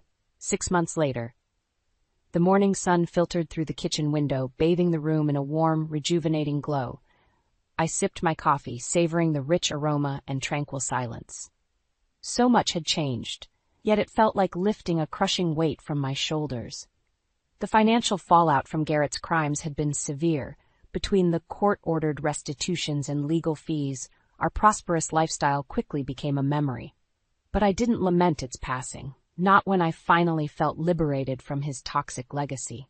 Elise's footsteps padded into the kitchen, shattering the fragile quiet. Her eyes were puffy from another night of processing the seismic shifts in our lives. But a small, peaceful smile tugged at the corners of her mouth. "Morning, Mom." I returned the smile, chest swelling with maternal pride. "Good morning, sweetheart." Gesturing to the stack of college brochures scattered across the table, I arched an eyebrow. "Anything catching your eye?" Elise sank into the chair opposite me, worrying her lower lip in that familiar pensive way. "A few possibilities. The scholarship money definitely helps expand my options." My heart clenched, guilt rapidly dousing the warm glow. If not for Garrett's catastrophic greed, Elise's application process wouldn't be weighed down by such pragmatism. "Honey, I'm so sorry you even have to worry about."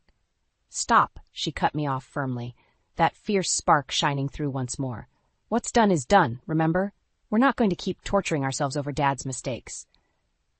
I blinked, caught off guard by her adamant maturity. When had my little girl grown into such a resilient, self-possessed young woman? Reaching across the table, I gave her hand an affectionate squeeze. "You're right.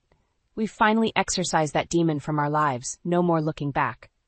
Elise squeezed back, her warm smile broadening. "Exactly. We've got a fresh start ahead. Just you and me, Mom. Like it's always been." My breath hitched at the swell of emotions rushing through me. She was right. Through all the tumult and betrayal, our bond had remained unbreakable, an indomitable constant. No matter how deeply Garrett's deceit had burrowed, he could never extinguish the profound, unconditional love between a mother and her daughter. Nodding fiercely, I blinked back nascent tears of gratitude and release. You and me against the world, kiddo. Always and forever. Elise's radiant smile was all the assurance I needed that we'd persevere, stronger, wiser, and steeled against any future maelstroms life might hurl our way. Because that unshakable foundation of love and trust was one pillar Garrett Hughes could never hope to crumble, no matter how greedily he indulged his worst impulses. With a contented sigh, I rose and began gathering our dishes, basking in the tender domestic ritual. The path ahead was rife with challenges, to be sure, but also brimming with possibilities neither of us could scarcely imagine yet. One thing was certain, the shackles of lies and moral cowardice had finally been shattered. Elise and I were free to author our own story on our own unbending terms. A sudden notification from my laptop caught my eye. I moved over and felt my eyebrows climb as the latest breaking news headline flashed across the screen. Disgraced money manager Garrett Hughes sentenced to 25 years in federal prison for orchestrating $120 million Ponzi scheme. A heaviness seemed to lift from my very soul as the words sank in. At long last, the ultimate cosmic arbitration had been delivered. Garrett's insidious misdeeds would no longer corrupt and metastasize in the shadows. He alone would answer for the countless lives he'd callously upended in pursuit of ill-gotten fortunes. Poetic justice, whether he was spiritually capable of appreciating it or not. Elise peered over my shoulder at the screen, her unburdened expression hardening into one of cool stoicism. Without a word, she reached past me and emphatically closed the laptop, shutting out her father's sins like a swiftly banished ghost. Our eyes met, shining with mutual catharsis. Betrayal and trauma had bent but not broken us. If anything, the lacerating trials had galvanized our resilience into an indestructible foundation to build anew. As a fresh wave of morning sunlight washed over us, I made a silent vow to ensure the remaining years of Elise's childhood would be swaddled in unconditional warmth, wisdom, and renewed family bonds.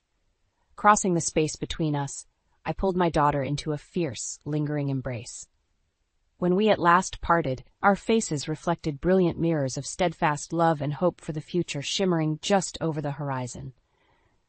For while Garrett Hughes's karmic path ended in a prison cell, ours continued to hell.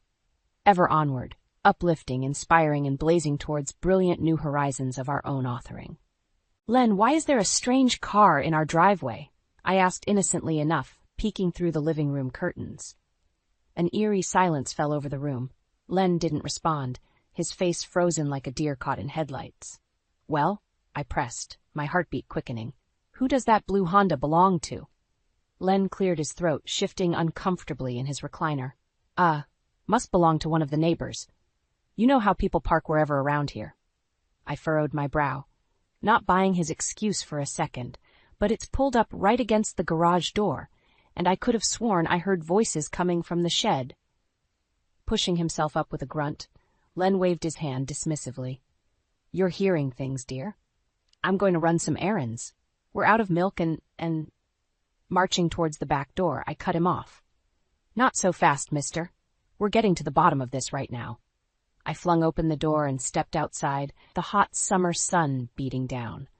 Len reluctantly followed behind as I made a beeline for the shed, steeling myself for what I might find. With a trembling hand, I pulled open the shed door. The sight before me sucked the wind right from my lungs. There she was, a young, attractive woman, frantically pulling her dress back on as she sat on an overturned bucket, her makeup smeared and hair disheveled. A visceral cry escaped my lips as the reality smashed into me like a freight train.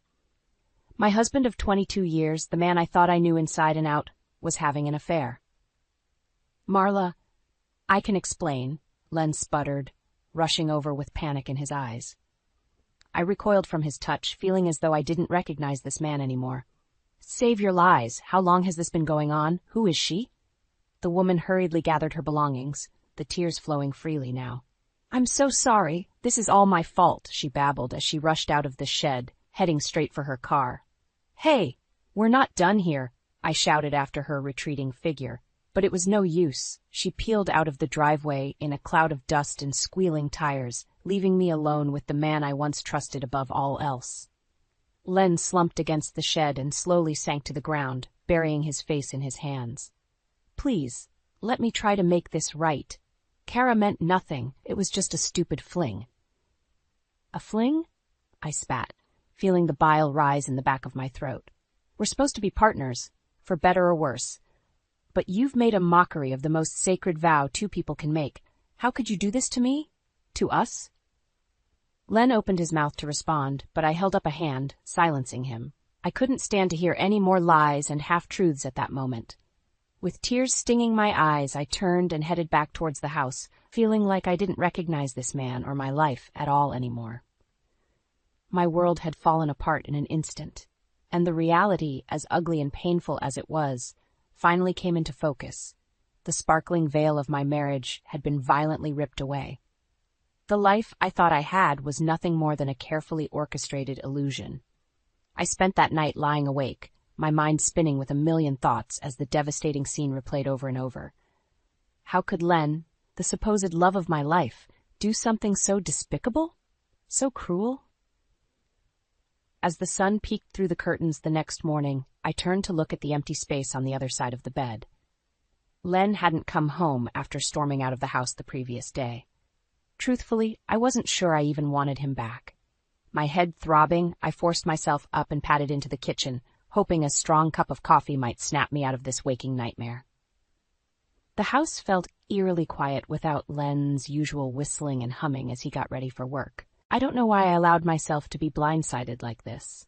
Looking back, the signs were all there. I just didn't want to see them. Len's little work dinners that kept getting later and later. The excessive spending and shopping trips he tried to hide. Those work conferences in different cities every few months where he traveled alone.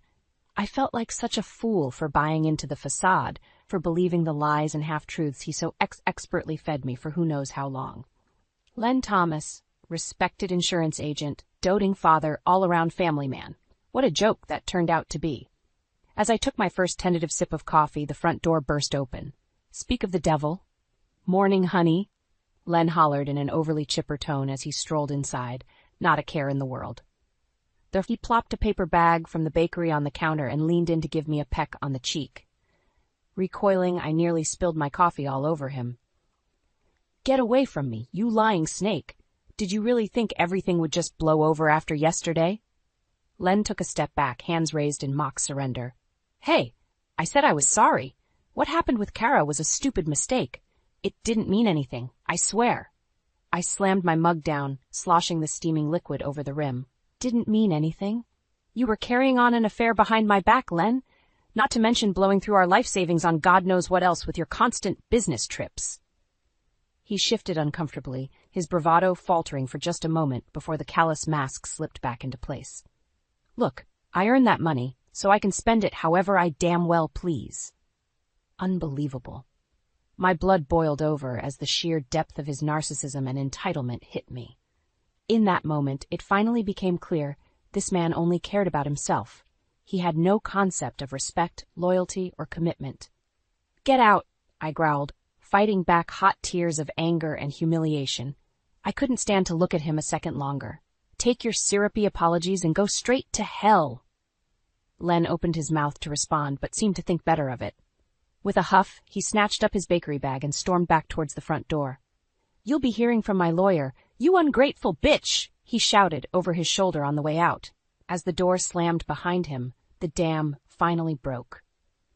I slumped against the kitchen counter, sobbing as reality came crashing down in waves. Not only was my marriage over after more than 2 decades, but the man I loved never truly existed. It was all an intricately woven web of lies. In the days and weeks after Len's explosive exit, I found myself slowly unraveling the tangled web of lies he had craftily spun over the years. What began as an isolated incident of infidelity quickly revealed itself to be just the tip of a much larger, more disturbing iceberg. First, there were the money issues. I pored over our bank statements and credit card bills, feeling my anger flare with each new piece of damning evidence. Months of unexplained cash withdrawals and charges at high-end hotels in cities I'd never stepped foot in. Thousands of dollars funneled into an offshore account I never knew existed. Len had been systematically draining our life savings to fund his indulgent double life on the side, all while spinning me fairy tales about the money going towards investments and financial planning for our future. My future certainly didn't include becoming a depressed, penniless divorcee at 45. But as appalling as the fiscal betrayal was, it paled in comparison to what I uncovered next. Proof that Kara from the shed incident was just the beginning of Len's womanizing ways. Stuffed away in his closet, buried under a pile of tacky tourist t-shirts, was a veritable Pandora's box of sordid evidence.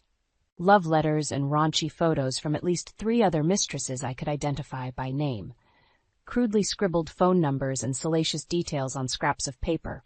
Transcripts of messaging apps brimming with explicit exchanges. It made me physically ill to think of how long this repugnant double life had been going on behind my back. The worst part? Mixed among the unsettling artifacts were photos of our son Evan at various ages, baseball games, prom night, his high school graduation. It was as though Len was using memories of his own child to try and paper over the cracks of his infidelity and lies. As enraged as I felt, there was also a sickening undercurrent of pity for Evan. My innocent little boy, who idolized his father, had been so calculatingly manipulated by his own flesh and blood. I steeled my resolve knowing I had to make things right, no matter how difficult or messy it would get. The floodgates of fury truly opened when I discovered Len had been sleeping with one of his co-workers at the insurance agency, Beth Kingsley. Thanks to a fortuitous Vegas trip with the workwives a few years back, I knew Beth all too well as the bubbly, sweet-seeming mom of 3 who fawned all over Len at every office party. Now, I had transcripts explicitly detailing their torrid sexcapades, hotel room trysts, flirty messages, and lurid recaps of their insatiable lust and passion for each other. Worst of all, there was clear evidence Beth had gotten pregnant with Len's child and terminated it in secret to avoid scrutiny and complications. That was the final straw. I had to take action, not just for myself, but for all the other spurned souls damaged by Len's detestable actions. He needed to face true consequences for his reprehensible behavior, not just get shuffled off to his next willing victim. I was through being the naive, demure little wife who turned a blind eye to preserve the fantasy of marital bliss. It was time for Len Thomas to reap what he'd sown. The facade of the perfect family man came crashing down, and I would make sure the whole world saw him for the insidious fraud and cheater he really was. With the full, sickening scope of Len's betrayal now laid bare before me, I felt more alone than ever before. Who could I even trust after being so completely deceived by the person I loved most? I thought about reaching out to my own family for support, but quickly dismissed the idea. My parents were traditional types, the sort who would sooner bury the ugly truth than face it head-on. They'd just tell me to keep quiet, go to counseling, and plaster on a happy face like a good wife. No thank you. As for Len's relatives, I could already hear the dismissive squawks of his overbearing mother, insisting her precious Lenny Bear could do no wrong and that I simply didn't understand the stresses he was under. I didn't need that kind of warped enabling and victim-blaming. So I turned to the only person I knew I could trust implicitly, an old college friend named Claire. Though we'd drifted apart over the years, raising families of our own, Claire and I could always shoot straight with each other.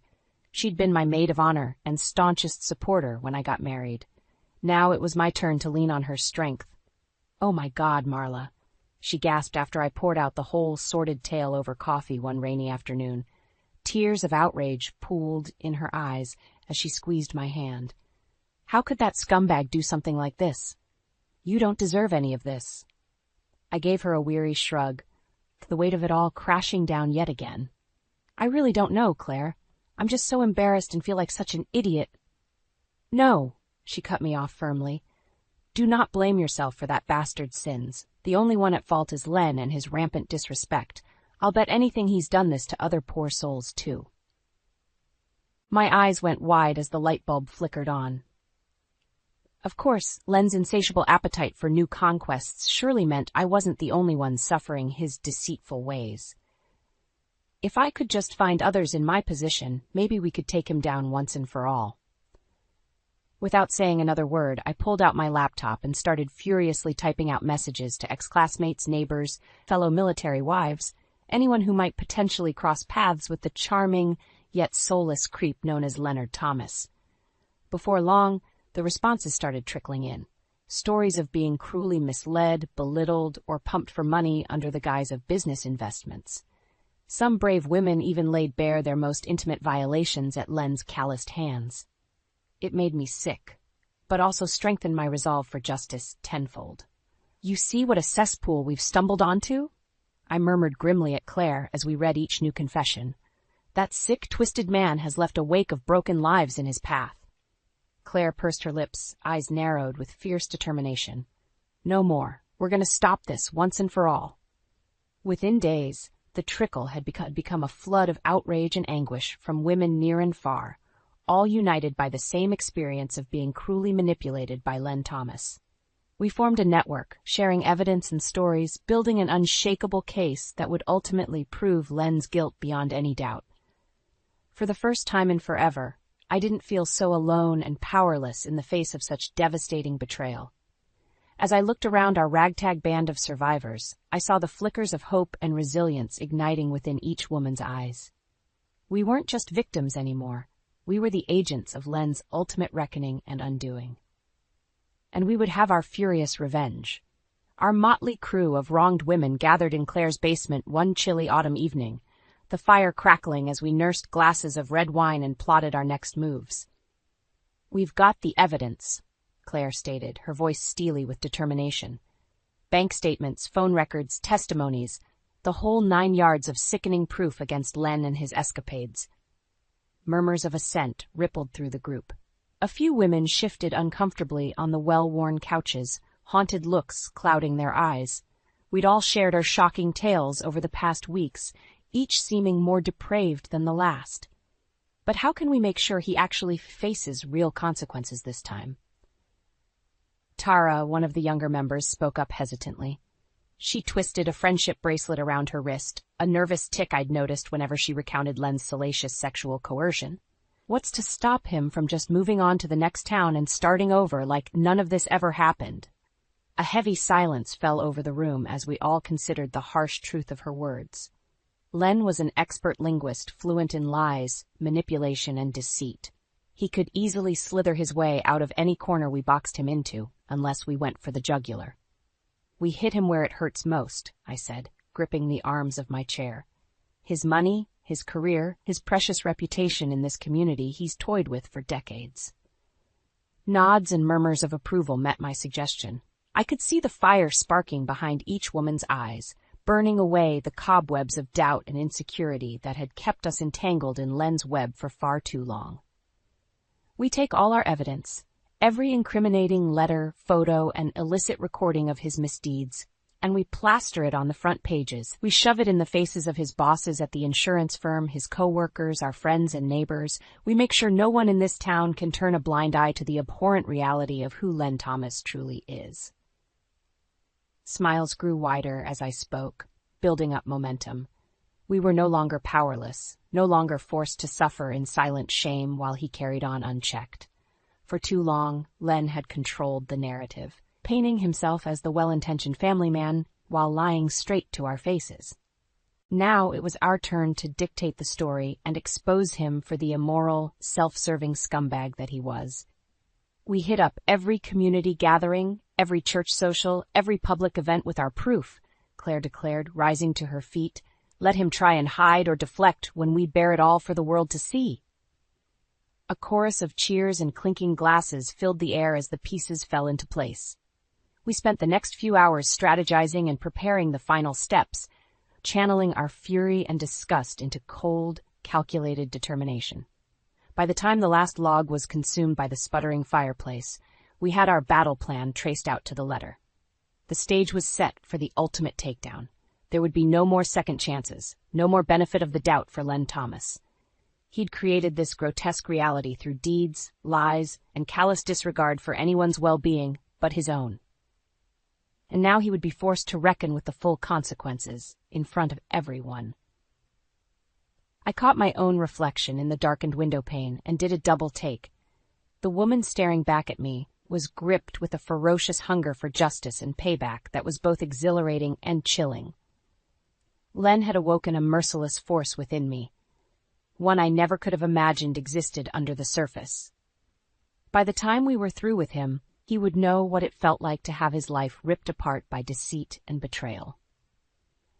There would be no escape, no reset button to salve his constantly growing trail of destruction. He'd made his choices, and now the world would see them laid bare for what they truly were. The annual Oakwood Community Fundraiser was always a big to-do in our little suburb. A full day of food trucks, games, music, and mingling, all in the name of supporting local schools and charities. A week ago, I would have been front and center helping to organize it all as I did every year. But today, my sole focus was ensuring Len's reckoning played out on the biggest stage possible in front of everyone he'd spent decades deceiving. "Are you ladies ready?" Claire asked in a low voice as we clustered behind the main pavilion, sending a final flurry of messages on our phones. "This is our one shot to pull this off." I took a deep, steadying breath, looking around at the determined faces surrounding me. Pamela, a lawyer's wife who loaned us the projector we'd be using. Kendall, who printed out hundreds of flyers outlining the ugly particulars of Len's transgressions. Jessica, whose tech expertise would ensure our video evidence played without a hitch. We were a united front, an army of the wronged who had been pushed too far, trampled on by one man's bottomless pit of narcissism and infidelity. Today the debt would finally be paid. "Let's do this," I said with a grim nod. Our plan was simple, yet brutal. First, we would circulate through the crowd and hand out flyers detailing the tip of the iceberg. Len's affairs, lies about his work obligations, the mistress he was canoodling with in our very own backyard. Let the gossip and whispers reach a fevered pitch. Then, once enough eyes were focused on the main stage, we'd hijack the AV setup under the guise of an important community safety message and unload the full bombshell. Videos, emails, chat logs, phone records, hard evidence of Len's depraved manipulation, gaslighting, and financial treachery spanning years. The receipts, as the kids call them. Finally, once the proverbial bomb had been detonated, Pamela would take the stage and invite every last one of Len's victims to bravely share their unvarnished stories. No more secrets. No more carefully curated veneers. This was about laying it all out in the harsh light of day, no matter how ugly it got. I felt my stomach churning as our group dispersed, Kendall and Jessica taking their posts, handing out the flyers. Deep breaths. "You can do this, Marla." Striding towards the entrance with more confidence than I actually felt, I caught sight of my target. Len perched at one of the beer gardens, his arm draped idly around a young, overly made-up woman I didn't recognize. Of course, he just couldn't help himself, even after the devastation his actions had wrought. Seething, I shoved the incriminating flyers towards him, practically snarling as I spoke through gritted teeth. "You should really take a look at these, Len." He glanced down at the damning evidence splayed before him, his face quickly draining of color. "What the hell is this?" "Your reckoning," I spat back, wheeling away before he could respond. As I stalked back towards the staging area, I could already feel the rumbles of shock and outrage rippling through the crowds. The tendrils of doubt about Len's true nature were rapidly spreading through every nook and cranny like insidious vines, and that was before the full reveal.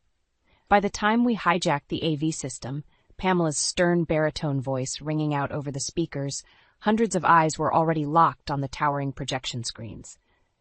Neighbors, co-workers, parents of our kids' friends, they all watched in stunned silence as a cavalcade of incriminating videos and evidence poured forth.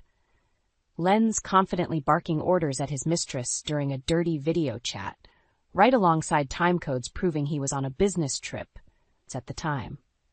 Itemized statements showing thousands siphoned into private accounts to fund his sex vacations and indulgences.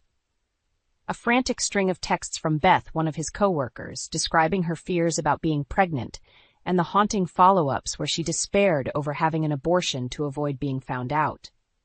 The floodgates of truth and consequences had burst wide open, and there was no turning back now.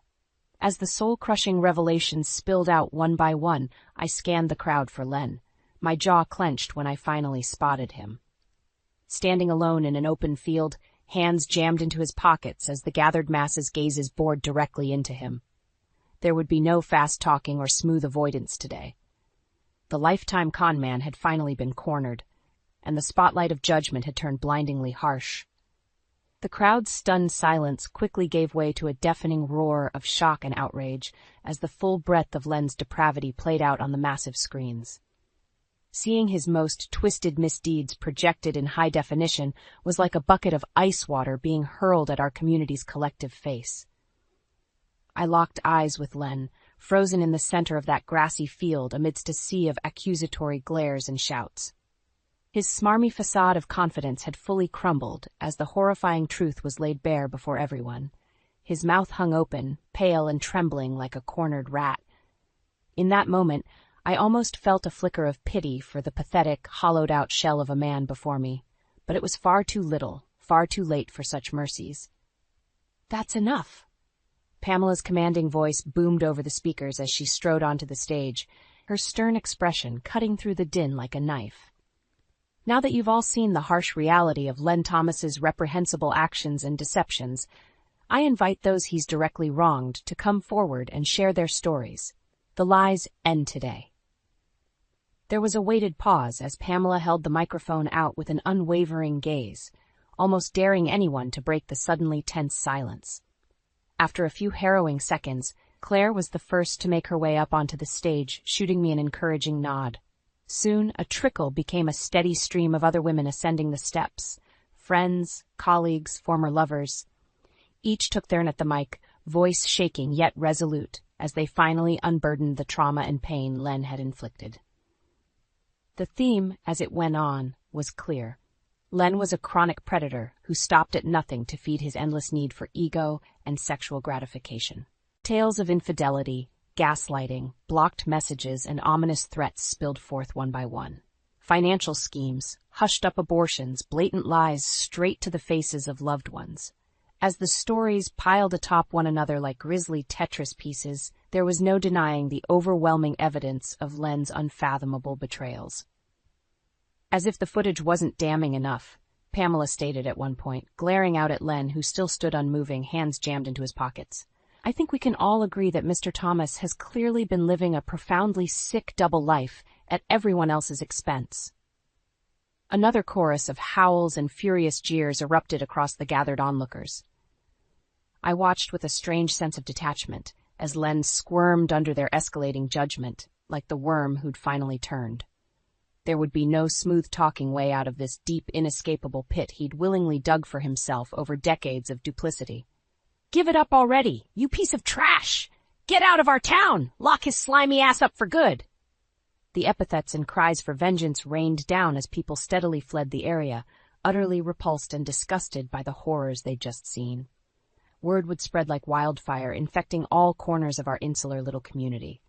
Len's smug, congenial mask had been shed, and his true self as a conscienceless manipulator left bare for all to gawk at in stunned revulsion. Even his own employer and co-workers couldn't turn a blind eye anymore. Not after the shocking betrayals and damning evidence we'd painstakingly compiled. By night's end, his office keys, laptop, and credentials were retrieved, and he was barred permanently from setting foot on the insurance agency property. As for his financial deceptions and siphoning our money into private slush funds, it didn't take long for the lawyers, and eventually law enforcement, to swarm in and start connecting those nefarious dots. Everything he'd worked so hard to conceal was now inextricably out in the open, free for due process to take its long overdue course. Within a matter of days, Len found himself being served with divorce papers from my attorney, slapped with lawsuits, charges of fraud, and more from no less than 6 different wronged parties. Just that quickly, his plush yuppie lifestyle was imploding from every conceivable angle, the full weight of his sins coming crashing down upon him. As I watched the karmic tornado steadily consume him from afar, I almost felt nothing. No sense of victory or relief. Just emptiness and the creeping realization that the man I'd loved for decades never truly existed at all. Len was gone. Or perhaps he never really was there to begin with. The grand illusion had finally dissipated completely, leaving only the harsh truth as exposed and ugly as it was. But at last, there was justice, merciless and inescapable, just as it should be. In the weeks and months following Len's cataclysmic downfall, I found myself adrift, grappling with waves of anger, sadness, relief, and emptiness, all washing over me. 45 years old, newly divorced, with hardly a nest egg to my name, thanks to his financial treachery. How does someone even begin to rebuild their life from such smoldering wreckage? I thought about moving away, putting the devastation of our hometown in the rearview forever. But fleeing wouldn't solve anything.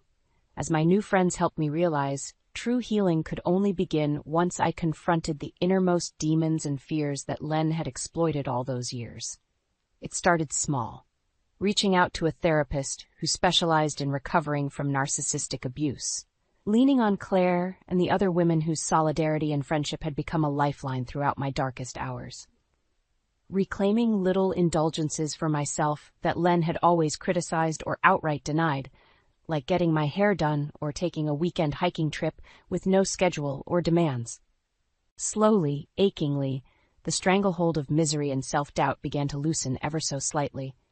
I found moments of levity and self-rediscovery peeking through the fog of anguish and anxiety, a journey of reclaiming my sense of self one tiny step at a time. But nothing prepared me for the heart-rending task of explaining Len's unforgivable betrayal to our son, Evan. The boy, now a grown man of 21 studying at State, had always idolized his father, despite his frequent absences and emotional distance. My heart broke into pieces watching the light of hero worship flicker and die behind his eyes, his shoulders sagging from the weight of 1,000 disillusioning realizations. We spoke in hushed tones over coffee in Danish at that little cafe by his campus apartment as I relayed grim details as gently as I could. His father's serial infidelities and sexual improprieties, callous financial deceptions, the sheer staggering depth of his double life. Evan's face remained impassive and still as a statue as I went on, each seismic revelation sending another fracture through that youthful innocence and optimism I'd always envied so much. "Don't know what to say, Mom," he managed weakly once I'd laid it all bare. His reddened eyes brimmed with tears of confusion, anger, and hurt, unlike anything I'd ever seen. To even think my own father could do something so sick and cruel. Reaching across the table, I gave his hand a firm squeeze, believing in my bones that stark, unvarnished honesty was the only way forward from such a catastrophe. "I know, sweetie, and I'm so sorry you've been put through this nightmare, too. Your dad, he was a fundamentally broken person, ruled by his own selfishness. You're one of his victims just as much as me or anyone else." My heart clenched as Evan's lower lip began to tremble, his stoic facade crumbling as hot tears cut tracks down his cheeks. I quickly pulled him into a fierce embrace, cradling his tall frame as sobs racked his body. Not the strong, confident young man laughing at dumb memes just weeks earlier, but a wounded child grappling with the cruel reality that the man he looked up to most was a hollow fraud who valued nobody's life but his own. As I gently rocked him, rubbing soothing circles on his back, I doubled down on my vow from that first fateful day to fiercely protect my son from the caustic emotional poison Len had injected into our family unit. If it took years of dedicated therapy or professional guidance to undo that insidious damage, so be it. No more half-truths or papering over the ugliness to preserve messed-up notions of keeping a happy facade. Evan and I would confront and process every ounce of Len's depravity and betrayal head-on, no matter how painful, until we regained the unshakable bond of trust and support he'd so callously violated with his deceptions.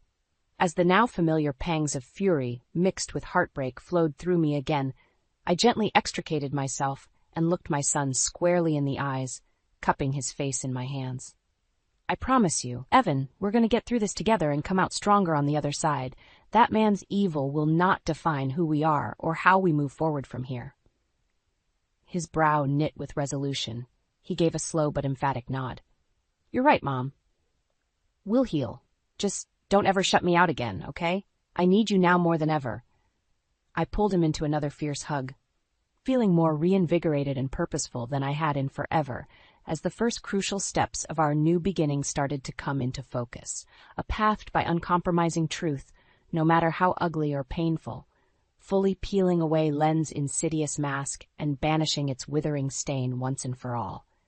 A righteous cleansing, not just vengeance for vengeance's sake, but purposeful self-preservation and reclamation of our autonomy. With Evan by my side, I knew our journey would be long and arduous, but no longer would we compromise what was right in the face of such sickening depravities. We were drawing our own map forward this time, scars, emotional wreckage, and all. Our destination was healing, even if the roads were still hidden from view. But one thing was now etched in stone. There would be no more lies, no more shying away from ugly truths. The slate had been wiped brutally clean, and it was time to rebuild something brand new, out of the ashes.